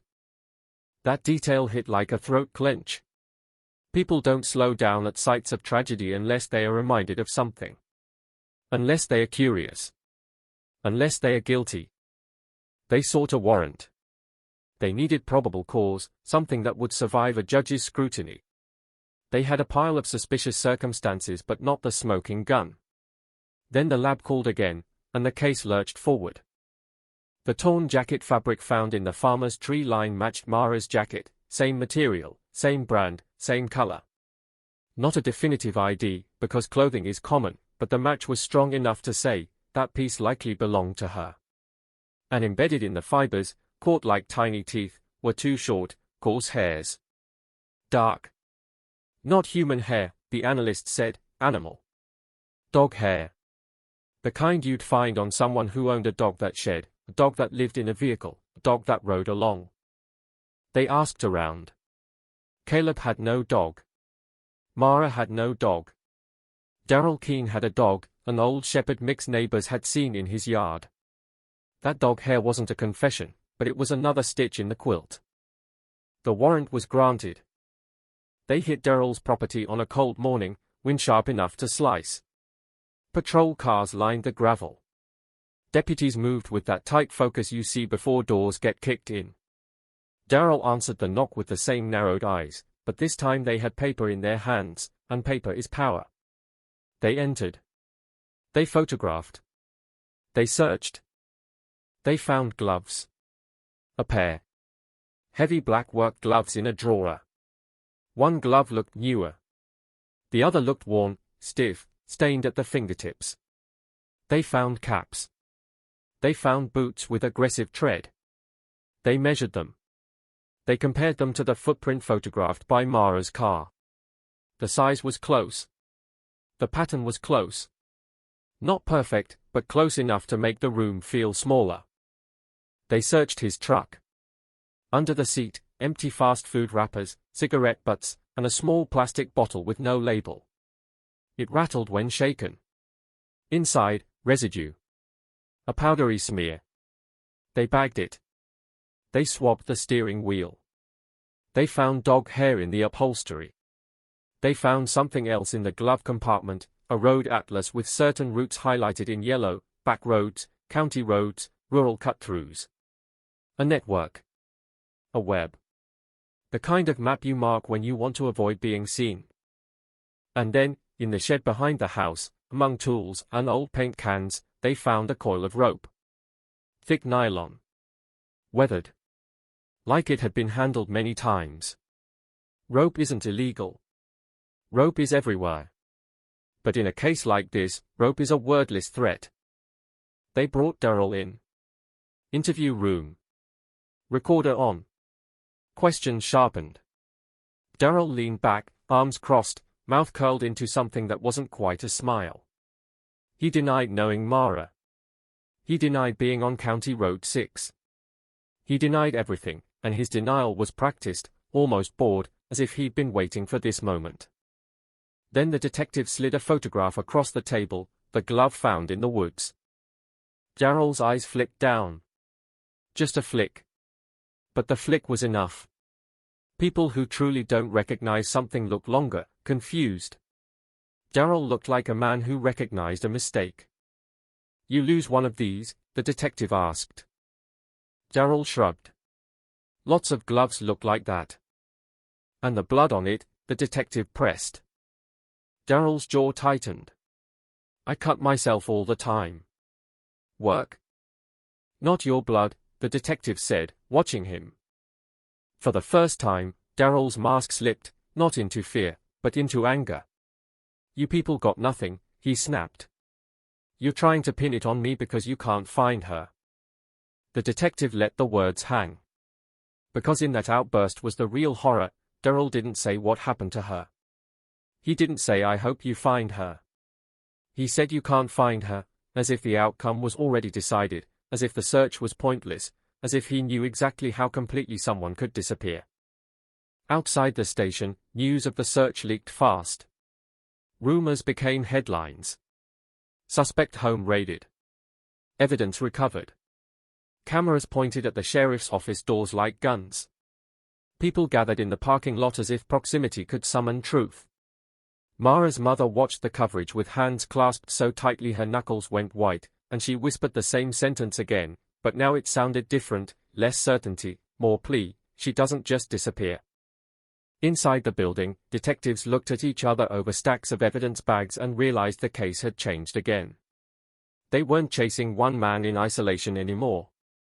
They were chasing a possible partnership, a connection between jealousy and predation, between an ex-boyfriend's anger and a stranger's method. And if Caleb and Daryl were linked, if Keen wasn't a rumor but a bridge, then Mara's disappearance might not have been random at all. It might have been arranged. It might have been delivered. And somewhere out on those dark county roads, the hazard lights were still blinking in everyone's mind, blink, blink, blink, counting down to a moment nobody had seen, but everyone could feel, the moment the night reached in and took her. The raid didn't end the case. It only changed its temperature. Before, the investigation was cold air and empty roads, a missing woman shaped like a hole in the map. After the raid, everything felt warmer, closer, claustrophobic, like somebody had just exhaled in the dark and proved they were standing right behind you. Evidence bags stacked on metal tables. Photographs spread under fluorescent light. The smell of latex and dust and damp canvas. Darrell Keene's truck keys in a plastic sleeve. His gloves in another. Rope coiled like a sleeping snake. A road atlas with yellow scars across rural arteries. And one small bottle with a powdery residue that could be medicine, could be poison, could be nothing, could be everything. The lab moved faster now, not because it cared more, but because pressure has weight and weight makes doors open. The bottle went first. Basic screening. The residue came back as a sedative class compound, nothing exotic, nothing cinematic, the kind of stuff that can knock a person sideways if you slip the dosage high enough, the kind of stuff that blurs memory and turns minutes into blank space. Not illegal by itself if you have a prescription. Not illegal if it belongs to someone with insomnia, anxiety, chronic pain. But when it's unlabeled, when it's hidden under a truck seat, when your case includes a woman found alive in another county with a raw tongue and a missing 3 days, it stops looking like medicine and starts looking like a method. They ran Darrell's name through medical records they could legally touch. Nothing obvious. No recent prescriptions. No pharmacy trail that lined up neatly. That didn't mean he didn't have it. It meant he didn't have it in the way polite systems recognize. Cash clinics. Borrowed pills. Old refills. A friend. A theft. In 2002, pills moved through communities quietly, not like street drugs, but like favors. The kind you didn't talk about until someone was dead. They moved to the Atlas. Those highlighted routes weren't random. They traced them and realized the marks weren't pointing toward major roads. They were avoiding them. The lines hugged county roads, farm lanes, stretches where you could drive 10 minutes without seeing a porch light. The marks made a shape when you zoomed out, a loose loop that passed through Elkhart, cut toward Michigan, dipped toward the neighboring county where Cara Wynne had disappeared, then swung back through an area of industrial lots and storage yards where nobody asked questions at night. It looked like commuting. It looked like hunting. They checked Darrell's employment history. He'd been laid off from a factory the year before. Since then, odd jobs, seasonal work, cash labor. A man with too much time has too much opportunity. A man with nothing to lose doesn't mind the risk. But the case didn't let them sink all their weight into Darrell alone, because Caleb Rusk was still there like a splinter. Caleb's phone record still showed those short late-night calls to the prepaid ghost number. Caleb still had no alibi beyond his own mouth. Caleb still had that porch argument hanging in the air like smoke. So they brought Caleb back in again, and the room felt different this time. Not casual. Not exploratory. The door shut with a sound that said, "We are done being polite." Caleb sat down and tried to look bored, but his leg bounced under the table, fast, involuntary. He kept rubbing his thumb against the side of his index finger as if grinding something invisible. The detective didn't start with accusations. He started with silence, because silence is an interrogation tool sharper than questions. Caleb filled it. "This is bull," he said, eyes hard. "I told you. I didn't do anything." The detective slid a printout across the table. Phone calls. Dates. Times. The ghost number circled in red. "You called it," the detective said. Caleb stared, then scoffed. "I call a lot of numbers." "You called it after midnight," the detective said. "Multiple times. For a week. That's not a customer." Caleb's jaw flexed. "You got nothing." The detective kept his voice low. "Who is Keene?" Caleb's eyes flicked, just once, toward the corner of the room where the camera lens Saturday. It was a tiny movement, but it was the kind of movement that tells you a man is calculating. Caleb shrugged, too late. "Don't know." "You don't know," the detective repeated, as if tasting the lie. Then he placed a photo down, Darrell Keene's light-colored pickup, taken during surveillance, parked behind a bar at closing time. Another photo, Caleb's car parked 2 spots away, taken the same night, same hour. Caleb leaned forward before he could stop himself. His pupils tightened. He recovered fast, leaned back, tried to laugh. "That's a bar," he said. People go there. Funny thing, the detective said, voice calm. The bartender remembers you. He remembers you with a tall guy. Big shoulders. Wore a cap. One glove. Caleb's leg stopped bouncing. The stillness was louder than a confession. The detective didn't pounce. He let the pressure build. Mara disappears. Her car's staged. Hazard lights. Purse. Keys. Radio. A glove with blood gets left in the woods. A woman in another county describes a man with one glove who waves her down and drugs her. And your phone has the same ghost number in it. You still want to sit here and tell me you don't know who Keen is? Caleb's mouth opened, closed, opened again. He swallowed hard.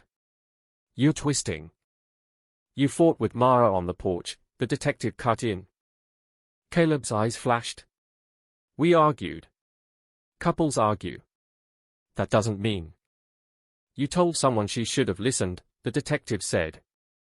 Caleb's face reddened. I was drunk. So you admit you said it, the detective pressed. Caleb's hands clenched, knuckles whitening. I didn't take her, he spat. I didn't, he stopped, suddenly aware of the words he'd chosen. Not I didn't hurt her. Not I hope she's okay. I didn't take her. The language of possession. The language of a man thinking in terms of control. The detective watched him like you watch a fuse burn. Then tell me what you know, he said. Caleb's eyes drifted to the door, to the wall, to anywhere but the detective's face. He looked like a man holding a hot object he couldn't drop without burning himself worse. I met a guy, he said finally, voice rough. At the bar. Just a guy. What's his name? The detective asked. Caleb hesitated. Darryl, he said, and then, softer, like he hated the sound of it, Keen. The air in the room shifted. Not relief. Not victory. The heavy click of a lock turning. Because names unlock rooms. And rooms contain things you don't want to see. How did you meet him? The detective asked. Caleb rubbed his hands together like he was trying to wipe something off. He heard me talking, he muttered. About Mara. About problems. He said he knew how to handle problems. He said women get stubborn. He said sometimes you gotta scare them so they understand. You discussed scaring her, the detective said, keeping his voice flat. Caleb's eyes snapped up. No. I didn't want, he choked on the words. He was just talking. The detective leaned in, close enough for Caleb to smell his coffee breath. Did you give him her name? Caleb's silence was an answer. Did you tell him where she worked? The detective pressed. Caleb's throat bobbed. Everybody knows where she worked, he whispered. Did you tell him her route home? The detective said. Caleb looked down. His shoulders sagged, just a fraction, like the weight had finally found the right spot to land. I said she takes County Road 6 sometimes, he admitted. When the main road's busy. I said it like nothing. Like I was just complaining. The detective felt something cold inside him despite the warm building. A route. A suggestion. A door left open. And the phone, he asked. The prepaid number. Caleb's lips parted. He gave it to me, he said, voice barely audible. Said if I needed him. Said don't call his real phone. And you called, the detective said. Caleb shook his head quickly. Not that night. I swear. I called before. Because he kept talking about scaring her. And I told him no.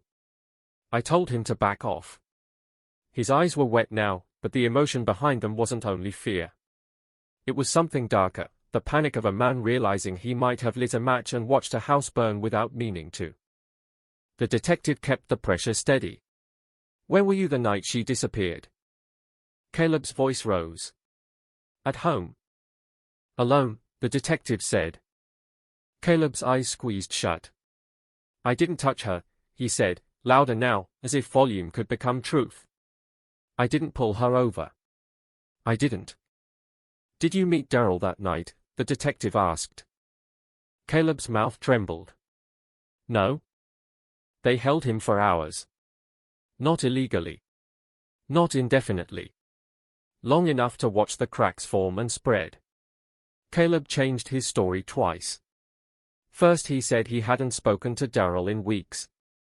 Then he admitted he'd seen him at the bar 2 days after Mara vanished. Then he said Daryl told him to relax, told him she'd learned her lesson, told him she'd go quiet for a while. Caleb insisted he thought Daryl meant she'd leave town, hide, punish him by disappearing. The detective didn't believe that. Not fully. But belief wasn't evidence. Evidence was what the lab could hold. They ran with what Caleb gave them anyway. They hit the bar. The bartender remembered Daryl's one-glove habit. He said he messed up his hand years ago, the bartender said. Burn or something. Didn't like people looking at it. The bartender also remembered something else, Daryl asking questions about the clinic. About night shifts. About which women worked late. Small talk, maybe. Or reconnaissance disguised as boredom. They canvassed the clinic again, this time with the idea that Daryl wasn't a random patient but a scout. They pulled sign-in logs that had been dismissed earlier as useless scribbles and compared them against Daryl's known handwriting from old employment paperwork. Inconsistent, but there were similarities, angles, pressure, the way letters slanted. Not proof. But it tightened the net. Then the lab called with the kind of result that makes detectives stop breathing. The blood on the glove, previously thought not to match Mara, had enough markers to suggest it belonged to a male. They couldn't name him without a comparison sample. But they could say this, it wasn't Mara's, and it wasn't random animal blood. It was human. Male. And it was likely fresh when it hit that glove. A male bleeding near Mara's last known location. A male who wore one glove. A male connected to Caleb by a ghost phone. A male with a truck that matched the gas station silhouette. The story was taking shape, ugly and skeletal, like something being pulled from mud.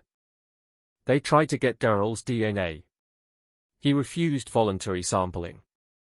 He lawyered up the moment the second interview ended, and the lawyer was the kind who spoke in crisp sentences and shut doors with paperwork. Without a direct charge, without a body, without a weapon, it was hard to compel more. They could get warrants for property. They could dig. They could search. But a man can hide behind the absence of a corpse for a long time. So they went back to Daryl's land with ground-penetrating radar and dogs and shovels, and the whole county seemed to hold its breath. News vans parked down the road. Helicopters thudded overhead. The search team walked the property in lines again, slower now, as if the earth itself might flinch and reveal what it was hiding. The dogs hit on the shed. They hit on the back corner of the yard near a line of old tires stacked like a wall. They hit on a patch of ground that looked disturbed months ago and then settled, grass grown thin and weak on top. The kind of patch that screams to anyone who has ever buried anything, here. They started digging. Shovel blades cut into frozen soil with a dull crunch. Dirt piled up in dark heaps. The air filled with the smell of earth, wet and metallic. Deputies stood with hands on belts, watching. Detectives watched without blinking. Cameras filmed from behind police tape, hungry for the moment that would turn rumor into fact. A foot down, then two. Then the shovel struck something hard. A sound like wood. A thin layer of boards, older than the soil above them, placed there deliberately. The diggers slowed. Gloves tightened. They peeled dirt away by hand, careful now, reverent and terrified at the same time. And then they exposed the corner of a large plastic container, one of those storage bins you can buy at any store, common as laundry baskets, ordinary enough to hide horror inside. The lid was taped shut with thick grey duct tape, the kind used for repairs, the kind used for silence. For one long second, nobody spoke. Even the cameras seemed to pause. Because every person there understood the same thing at the same time, if Mara was in that bin, the case would change forever. If Mara wasn't, the case would become stranger still. They lifted it out. Heavy. Too heavy to be empty. The tape resisted, then gave with a tearing sound that carried across the yard like a scream that had been held too long. The lid came free. Inside were clothes. Not a body. Not bones. Clothes. Folded, stacked, arranged with an eerie neatness. A dark blue jacket, ripped at the shoulder in a way that made the torn fabric in the tree line suddenly feel like a confirmation. A pair of women's work boots, mud-caked, laces still tied. A clinic badge with Mara Ellison's photo, her name crisp on plastic. And at the bottom, wrapped in another layer of tape, a phone, cheap, prepaid, dead battery, the kind that exists for one purpose and then disappears. The crowd behind the tape made a sound, one collective inhale, then a murmur that spread like fire. Detectives stood over the bin and felt something close to nausea, because this wasn't just evidence. This was theater. This was a trophy stash. This was someone keeping pieces of a person while the person herself remained missing. It was intimate. It was deliberate. It was a message without words. And in the silence that followed, with Mara's boots staring up from the plastic container like a pair of empty eyes, one detective realized the worst part wasn't that the case was still unsolved.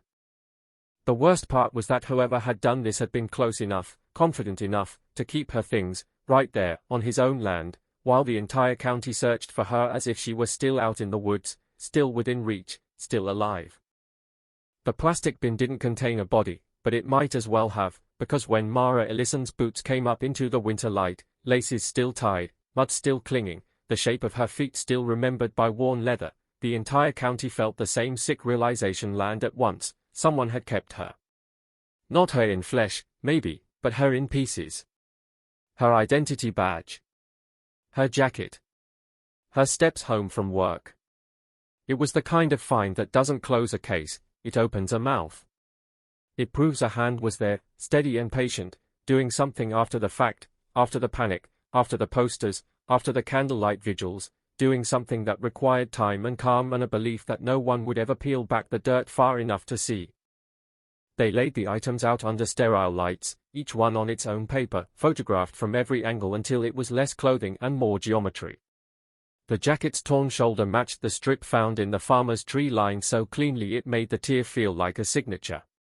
The boots had soil packed in the tread that didn't match the shoulder of County Road 6 exactly but matched the creek bank near the woods, that same dark wet mud that held on like a memory. The clinic badge was scratched, as if it had been dragged against something rough, concrete, gravel, the floor of a truck bed. The ghost phone was cheap, plastic, anonymous, and in that anonymity was its purpose. And wrapped around all of it, like the embrace of a machine, was duct tape. Tape is a strange kind of evidence. It's everywhere. It's ordinary. But it holds. It leaves residue. It clings to fingerprints, to fibers, to tiny flakes of skin like debt. They peeled it carefully, inch by inch, as if unwrapping a bomb. The adhesive fought back, strings stretching, snapping, whispering as it came loose. They lifted partial prints from the smoother sections. Smudges. Fragments. But fragments can become a face if you collect enough of them. The bin itself was a map too. Scratches on the lid, the kind you get from being dragged across concrete. A faint odor inside, stale smoke and something chemical, something that didn't belong to plastic storage. A lab tech sniffed once and recoiled. Not decomposition. Not rot. Something sharper.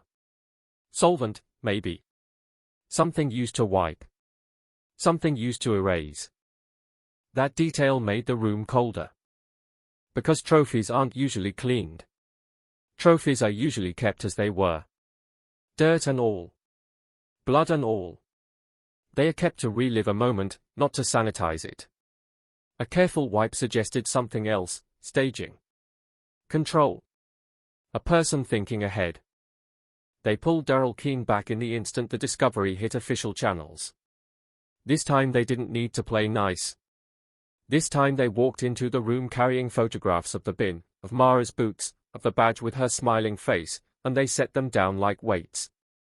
Daryl stared at the photos. His eyes didn't widen. He didn't gasp. He didn't do the human thing of reacting to horror. He looked at them like a man judging paint colors. "Ain't mine," he said flatly. "It was buried in your yard," the detective replied. "People dump stuff all the time," Daryl said. He shifted in his chair, wrists loose because he wasn't officially charged with anything. "Not yet. You ever see what ends up in my ditch? Tires. Trash. Dead deer. Folks do what they do."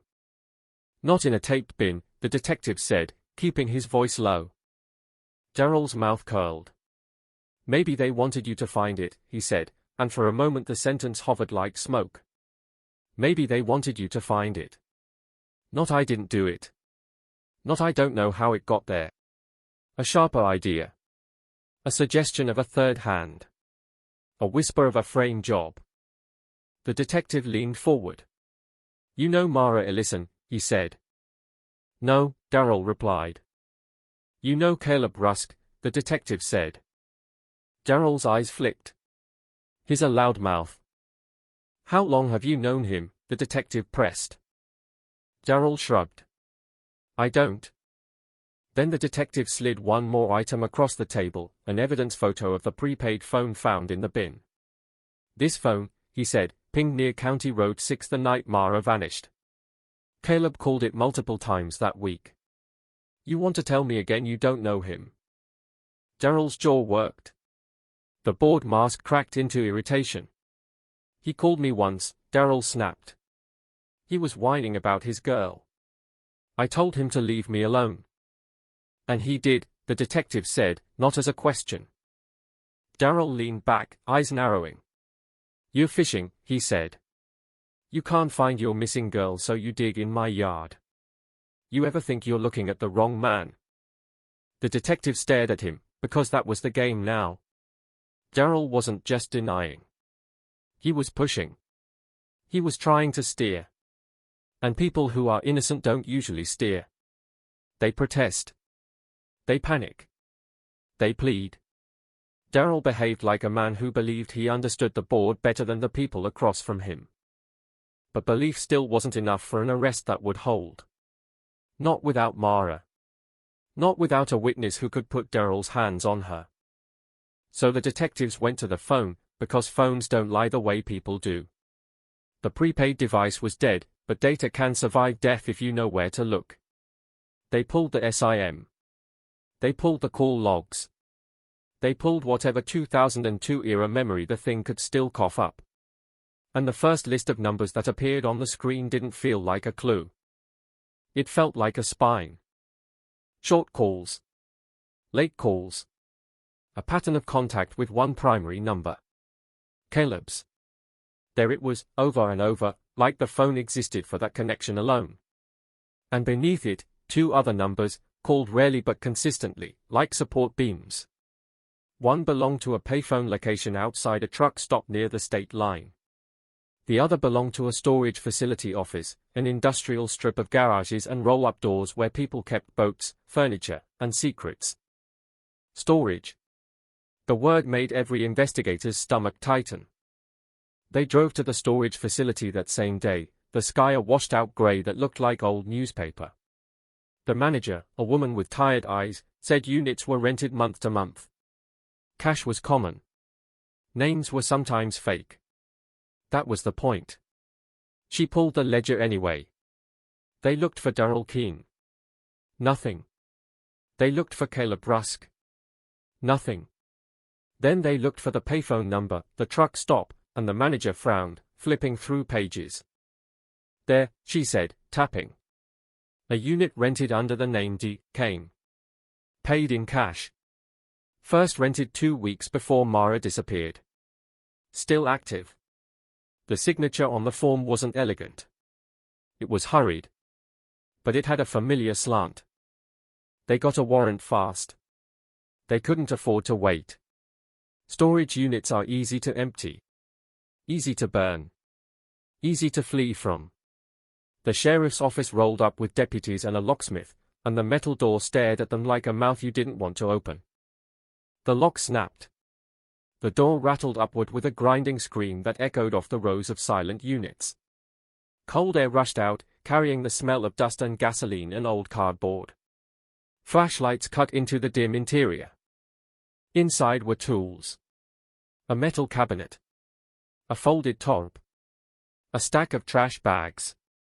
And in the back, under the tarp, something bulky and long, wrapped in plastic sheeting and sealed with tape. Every person there froze, because the brain does this thing, it measures shapes against nightmares. A long-wrapped object on a cold concrete floor is never just a long-wrapped object. They pulled the tarp back slowly. The plastic crackled. The tape resisted, then tore. The deputies peeled a corner open and saw not flesh, not bone, but a different kind of horror, a section of carpet cut from a room, rolled tight, stained dark in irregular patches. Old stains. Some brown-black, some rusty red.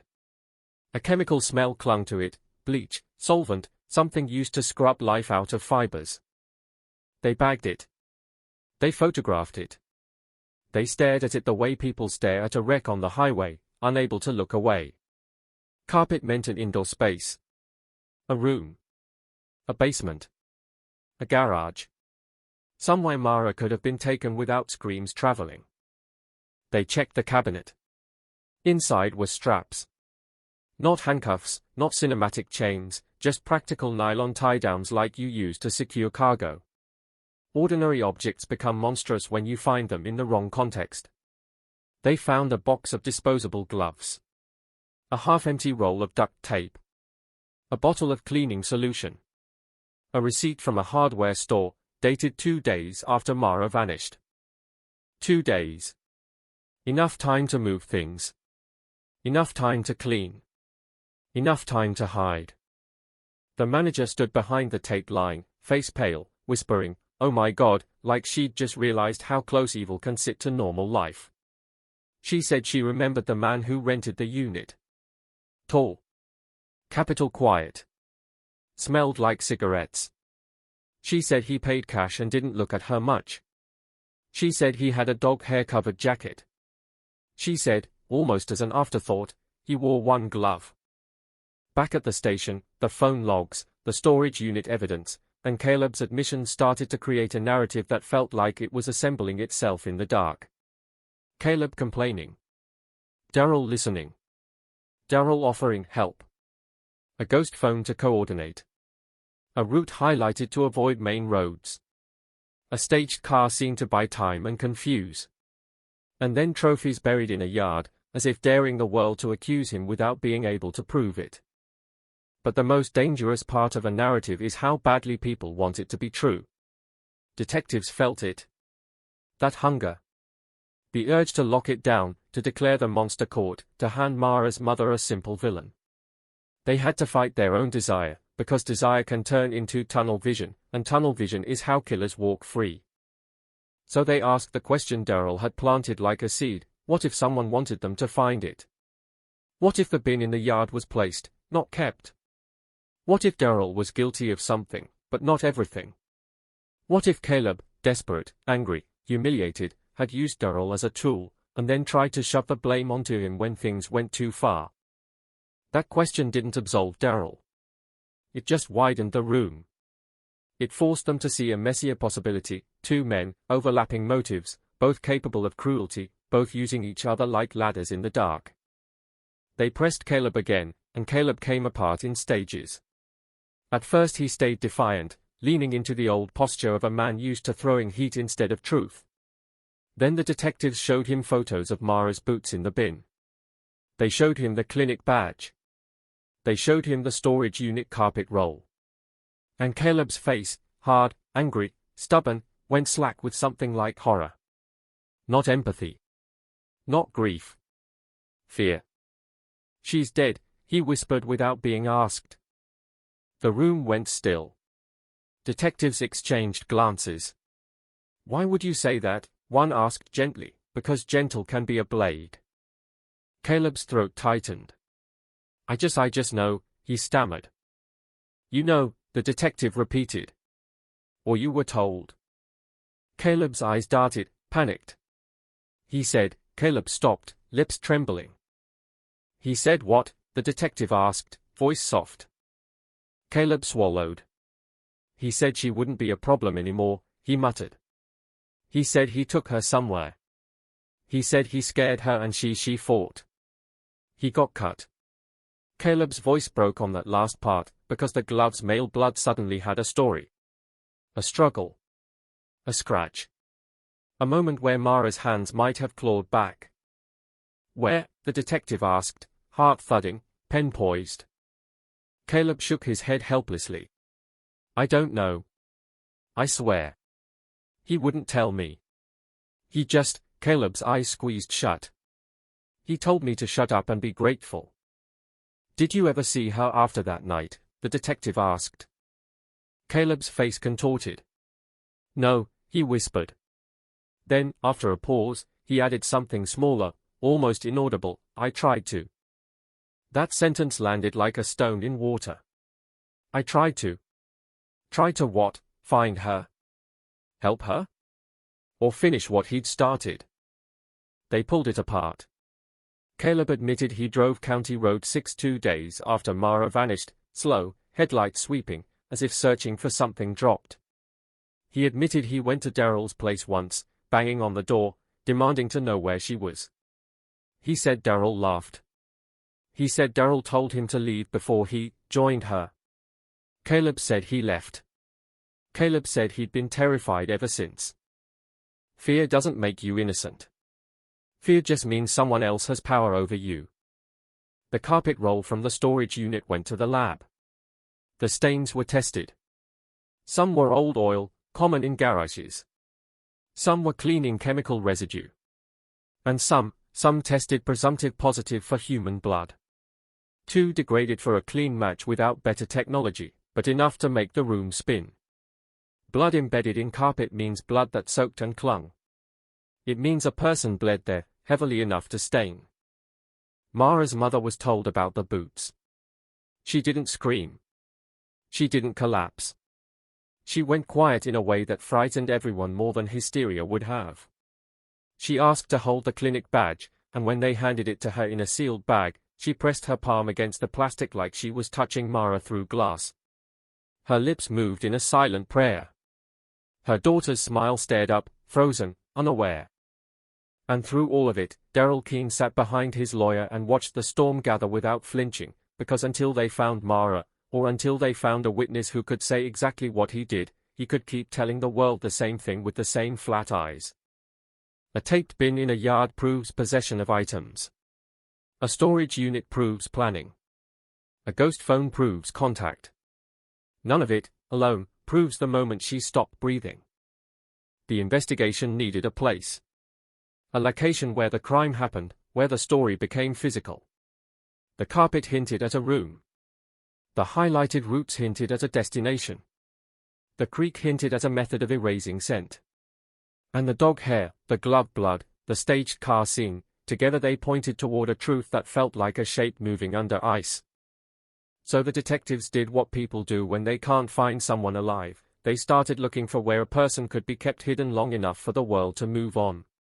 Abandoned outbuildings. Barns. Crawl spaces. Wells. The river. Places that don't show on maps the way streets do, places that swallow. And out on County Road 6, under winter skies, the corn stubble still rustled in the wind, and the ditches still held old footprints in their memory, and somewhere in that silent geography, Mara's absence remained loud enough to hurt, because now the question wasn't only who took her. Now the question was where did they put her when they were done?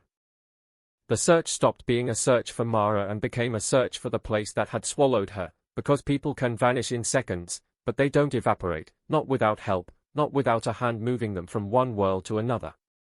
The detectives drove the back roads like they were reading Braille, feeling for bumps that didn't belong, tire ruts that turned off too sharply, gates that were chained too neatly, barns that sat too far from any house.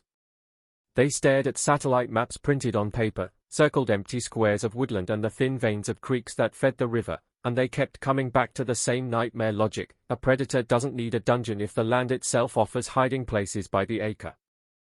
Daryl Keene owned land because he'd inherited a piece of it, not enough to be rich, just enough to be alone. Old outbuildings were scattered on it like forgotten teeth. A shed. A linter. A collapsed chicken coop. A root cellar half sunk into the earth. All of it had been searched in the first sweep after the bin, but searches have limits when you're trying not to tear the world apart. Now they were willing to tear. They brought in more dogs, different handlers, different noses. They brought in cadaver dogs and watched the way the animals moved, alert, precise, suddenly rigid at certain corners of the yard, at certain patches of brush. The dogs hit again near the tire stack. Again near the shed. Again at a spot behind the old coop where the ground sloped slightly, where winter grass grew thin and pale, like it didn't want to root there. Every hit made deputies glance at each other, the way people do when they don't want to say the word out loud. They dug again. They dug wider. They dug deeper. They found old trash. Animal bones. Rusted metal. Broken bottles. A buried engine block, heavy and pointless, like someone had used it as an anchor for something else. They found nothing that could be called Mara, and nothing can be its own kind of cruelty when you're standing in mud with the wind cutting through your coat and you can't shake the thought that she might be inches away in a direction you didn't choose. So they widened beyond Daryl's property, and the map on the wall became a scarred landscape of circles and triangles. They worked outward in rings, searching places that fit the story the evidence suggested. The highlighted atlas routes were their compass now, because a man who marks roads is a man who repeats himself. Those routes threaded toward abandoned industrial lots and toward a cluster of old farm buildings on the edge of the county, properties sold and resold until nobody remembered who actually owned what. Places where you could park a truck at night and no one would see it.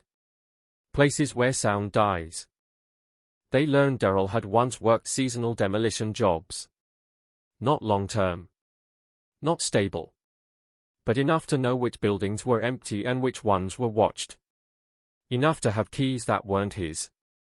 Enough to understand how to make a door open quietly. They pulled his old employment files again and found a pattern of short stints. Factories. Warehouses. Construction. Always the same ending, terminated, laid off, no call, no show. A man who drifts through jobs drifts through communities. He learns where the blind spots are. He learns who doesn't ask questions. They leaned on Caleb, because Caleb was the crack in the wall. Caleb was scared now, and fear makes people talk if you press in the right places. They didn't offer him immunity. They offered him a choice: keep lying and let suspicion harden around his neck, or tell the truth and maybe save whatever was left of his life. Caleb asked for a cigarette. The detective told him no. Caleb's hands shook anyway, phantom smoking in the air. He stared at the table like it had answers written into the grain. He took me once, Caleb said suddenly, voice hoarse. The detective didn't react, because reaction can make a man retreat. Took you where? He asked, calm. Caleb swallowed. Out by the river, he muttered. Not the main access. Like a dirt trail. He said he had stuff there. Tools. Said he didn't trust keeping it at home. You went with him? The detective asked. Caleb's mouth tightened. I didn't want to, he said. But he kept texting, calling that phone. He said I owed him for help. I didn't know what that meant at first. Then I did. The detective leaned forward a fraction. What did you see? He asked. Caleb's eyes glistened. A building, he whispered. Old. Like an old pump station or something. Cinder block. Metal door. He had a key. Where exactly? The detective asked, pen poised. Caleb shook his head helplessly. I don't know the name. It was off a road that runs along the river. He kept telling me to look down, not look around, like he didn't want me to know the route. That line hit like a cold nail, look down, not look around. A man controlling even the direction of your eyes. A man who understood that geography can be evidence. Caleb kept talking, because once the dam cracks, words pour out. Inside it smelled like chemicals, he said. Like bleach. Like you cleaned something too hard. There was a drain in the floor. And hooks in the ceiling. He swallowed hard, like he could taste metal. He laughed. He said people think horror is fancy. He said you don't need fancy. You just need time. Hooks. Drain. Bleach. The carpet roll. The solvent smell. The storage unit. The room was forming. Did you see Mara? The detective asked quietly. Caleb's face twisted, and for a moment he looked like he might actually break. No, he whispered. But he said her name. Like it was a joke. The detective asked for everything Caleb could remember: trees, turns, bridges, the angle of the road, the sound of water, and Caleb gave fragments that felt like broken glass. A curve. A set of power lines. A rusted sign. A gravel pull-off with a broken guardrail. Enough, maybe, to turn into a place if you overlay it with maps and drive it 100 times. They moved immediately. Not with sirens. Quiet. Unmarked. The kind of movement predators don't notice until it's too late. They pulled up river-adjacent roads, scanning for old structures that matched Caleb's description: cinder block, metal door, near water, possibly a utility building. They found several. One was locked and clearly maintained. Another was boarded. Another looked abandoned, half swallowed by vines even in winter, graffiti scrawled on one wall, the ground around it littered with beer cans and broken glass. They chose the one that felt wrong, the one that made their stomachs tighten before their brains could justify it. The building sat behind a line of leafless trees, close enough to the river that the air smelled damp and cold. A narrow dirt track led to it, barely visible unless you knew to look. The metal door was rusted at the edges, but the lock was newer than the door, shiny in a way that didn't belong. That detail alone was a scream. They approached with weapons drawn, because the living can be more dangerous than the dead. The locksmith popped the lock. The door groaned open, and the smell rolled out like a physical thing: bleach, rot, damp concrete, and something under it that made the back of the throat recoil. Not the full stink of decomposition, not yet, but the hint of biology that had been scrubbed and couldn't be erased completely. Flashlights cut through the interior. Concrete walls. A floor drain. Rust stains around it. A long workbench pushed against one side. A pile of plastic sheeting in the corner. And above, in the ceiling beams, hooks, 4 of them, heavy steel, industrial, bolted in with hardware that was far too new for an abandoned building. One deputy muttered, "Jesus," and the word sounded small in the concrete box. They moved carefully, because evidence is fragile, and because the air felt like it might bite. On the bench they found a bottle of industrial cleaner. A box of gloves. A roll of duct tape. The same tape. The same ordinary grey that had wrapped Mara's life into a bin. In a corner they found a length of nylon strap, similar to the ones in the storage unit. They found cigarette butts crushed into the floor near the door, all the same brand. They found dog hair caught on a splintered edge of wood, clinging like a whisper. They photographed everything. Bagged everything. Swabbed everything. The floor drain became the center of the universe for a moment, because drains are where truth goes when someone tries to wash it away. They lifted the grate and saw dark residue in the pipe. They took samples. They took more. Their flashlights glinted off something small wedged near the edge, an earring back, tiny and metallic, the kind of thing you lose without noticing until later. They held it up in a gloved hand, and the room went still again. An earring back is almost nothing. But almost nothing can be the hinge the entire case swings on. Back at the lab, Mara's family provided jewelry photos. Mara's sister brought in a small box from Mara's bedroom, cheap studs, hoops, little pieces of her. One pair was missing, tiny silver studs with a pale blue stone, worn often, almost daily. In the box was one earring. Only one. The other had been lost, Jenna said, months ago. Or so they thought. Jenna's face crumpled when she realized that lost might have meant something else. That lost might have been the moment someone kept a piece. The lab compared the earring back's metal composition and size. It matched the remaining earring in the box. Not a perfect ID, but close enough to make people's hands shake as they wrote it down. The building became a crime scene the way a body becomes one. They searched around it for disturbed ground. They used rods. They used dogs again. The cadaver dog hit hard near the riverbank, just beyond the building, where the earth was soft and dark and constantly shifting with moisture. They marked the spot. They dug. They found rocks first, piled in a way that looked deliberate. Then they found a torp. And beneath the torp, heavy plastic sheeting, wrapped tight, weighed down with more stones. Someone had made a package, the way you package something you don't want floating away. They peeled back the plastic. Inside were bones. Not a full skeleton. Not neatly arranged. Partial remains, scattered as if moved, as if the river had tried to claim them and failed. A femur. Rib fragments. A jawbone with teeth still seated like stubborn witnesses. The detectives stood on the riverbank with the water moving beside them, indifferent, and the moment felt unreal, because the world keeps doing normal things. Water flows, wind blows, clouds drift, while you hold the proof of a person in your hands. They called in forensic anthropology. They called in the coroner. They set up tents to block the cameras, but news still leaked, because news always leaks when bones come out of the earth. Remains found. Possible break in Elkhart case. Mara's mother heard the report on the radio and dropped a plate in her kitchen. It shattered, and the sound echoed like a gunshot in a home that had been too quiet for too long. The remains went to the lab. DNA was attempted. It was 2002, and technology was less forgiving, but bones carry stories if you listen right. Dental comparison was faster. Mara's dental records were pulled.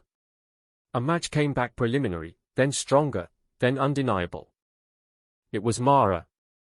The room where detectives received that confirmation didn't erupt into cheers. It went silent. Victory isn't a clean emotion when it arrives wearing death. One detective stared at the wall for a long time, jaw tight, breathing shallow. Another put his hand over his mouth as if to keep something from coming out. Someone whispered, "Tell her," and everyone knew who her was.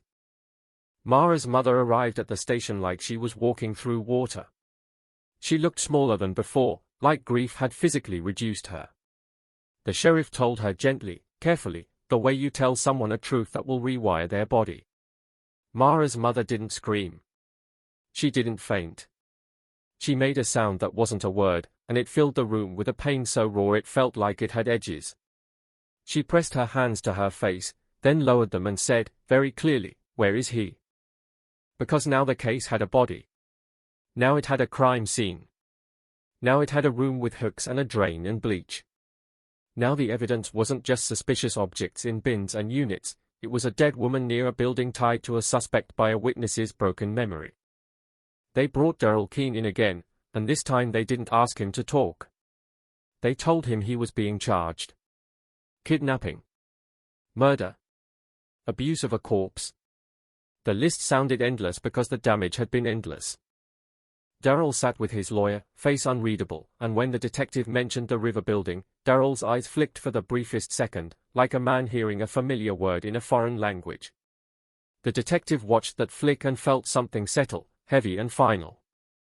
"You don't have me," Daryl said calmly, like he was bored with the world. The detective leaned in, voice low as gravel. "We found her," he said. "And we found your room." For the first time, Daryl's mouth tightened into something like a smile, small, controlled, almost amused. "Prove it was mine," he said. And that was the last cruelty, the one that always comes after the bones, even with a body, even with a room designed for harm, the fight isn't over. Because a man like Daryl doesn't confess. He litigates. He hides behind the idea that concrete buildings belong to nobody, that rural land is porous, that evidence can be planted, that coincidence is a shield. But outside, the river kept moving, and the hook bolts kept gleaming under police lights, and Mara's name stopped being a missing poster and became a death certificate, and the entire town of Elkhart felt the air change, not into relief, but into a heavier dread, because finding her didn't erase the question that had haunted every night since the hazard lights blinked in the cold. It only sharpened it into something that demanded an answer with teeth. What, exactly, had been done to her in that room before the world found the place where she ended?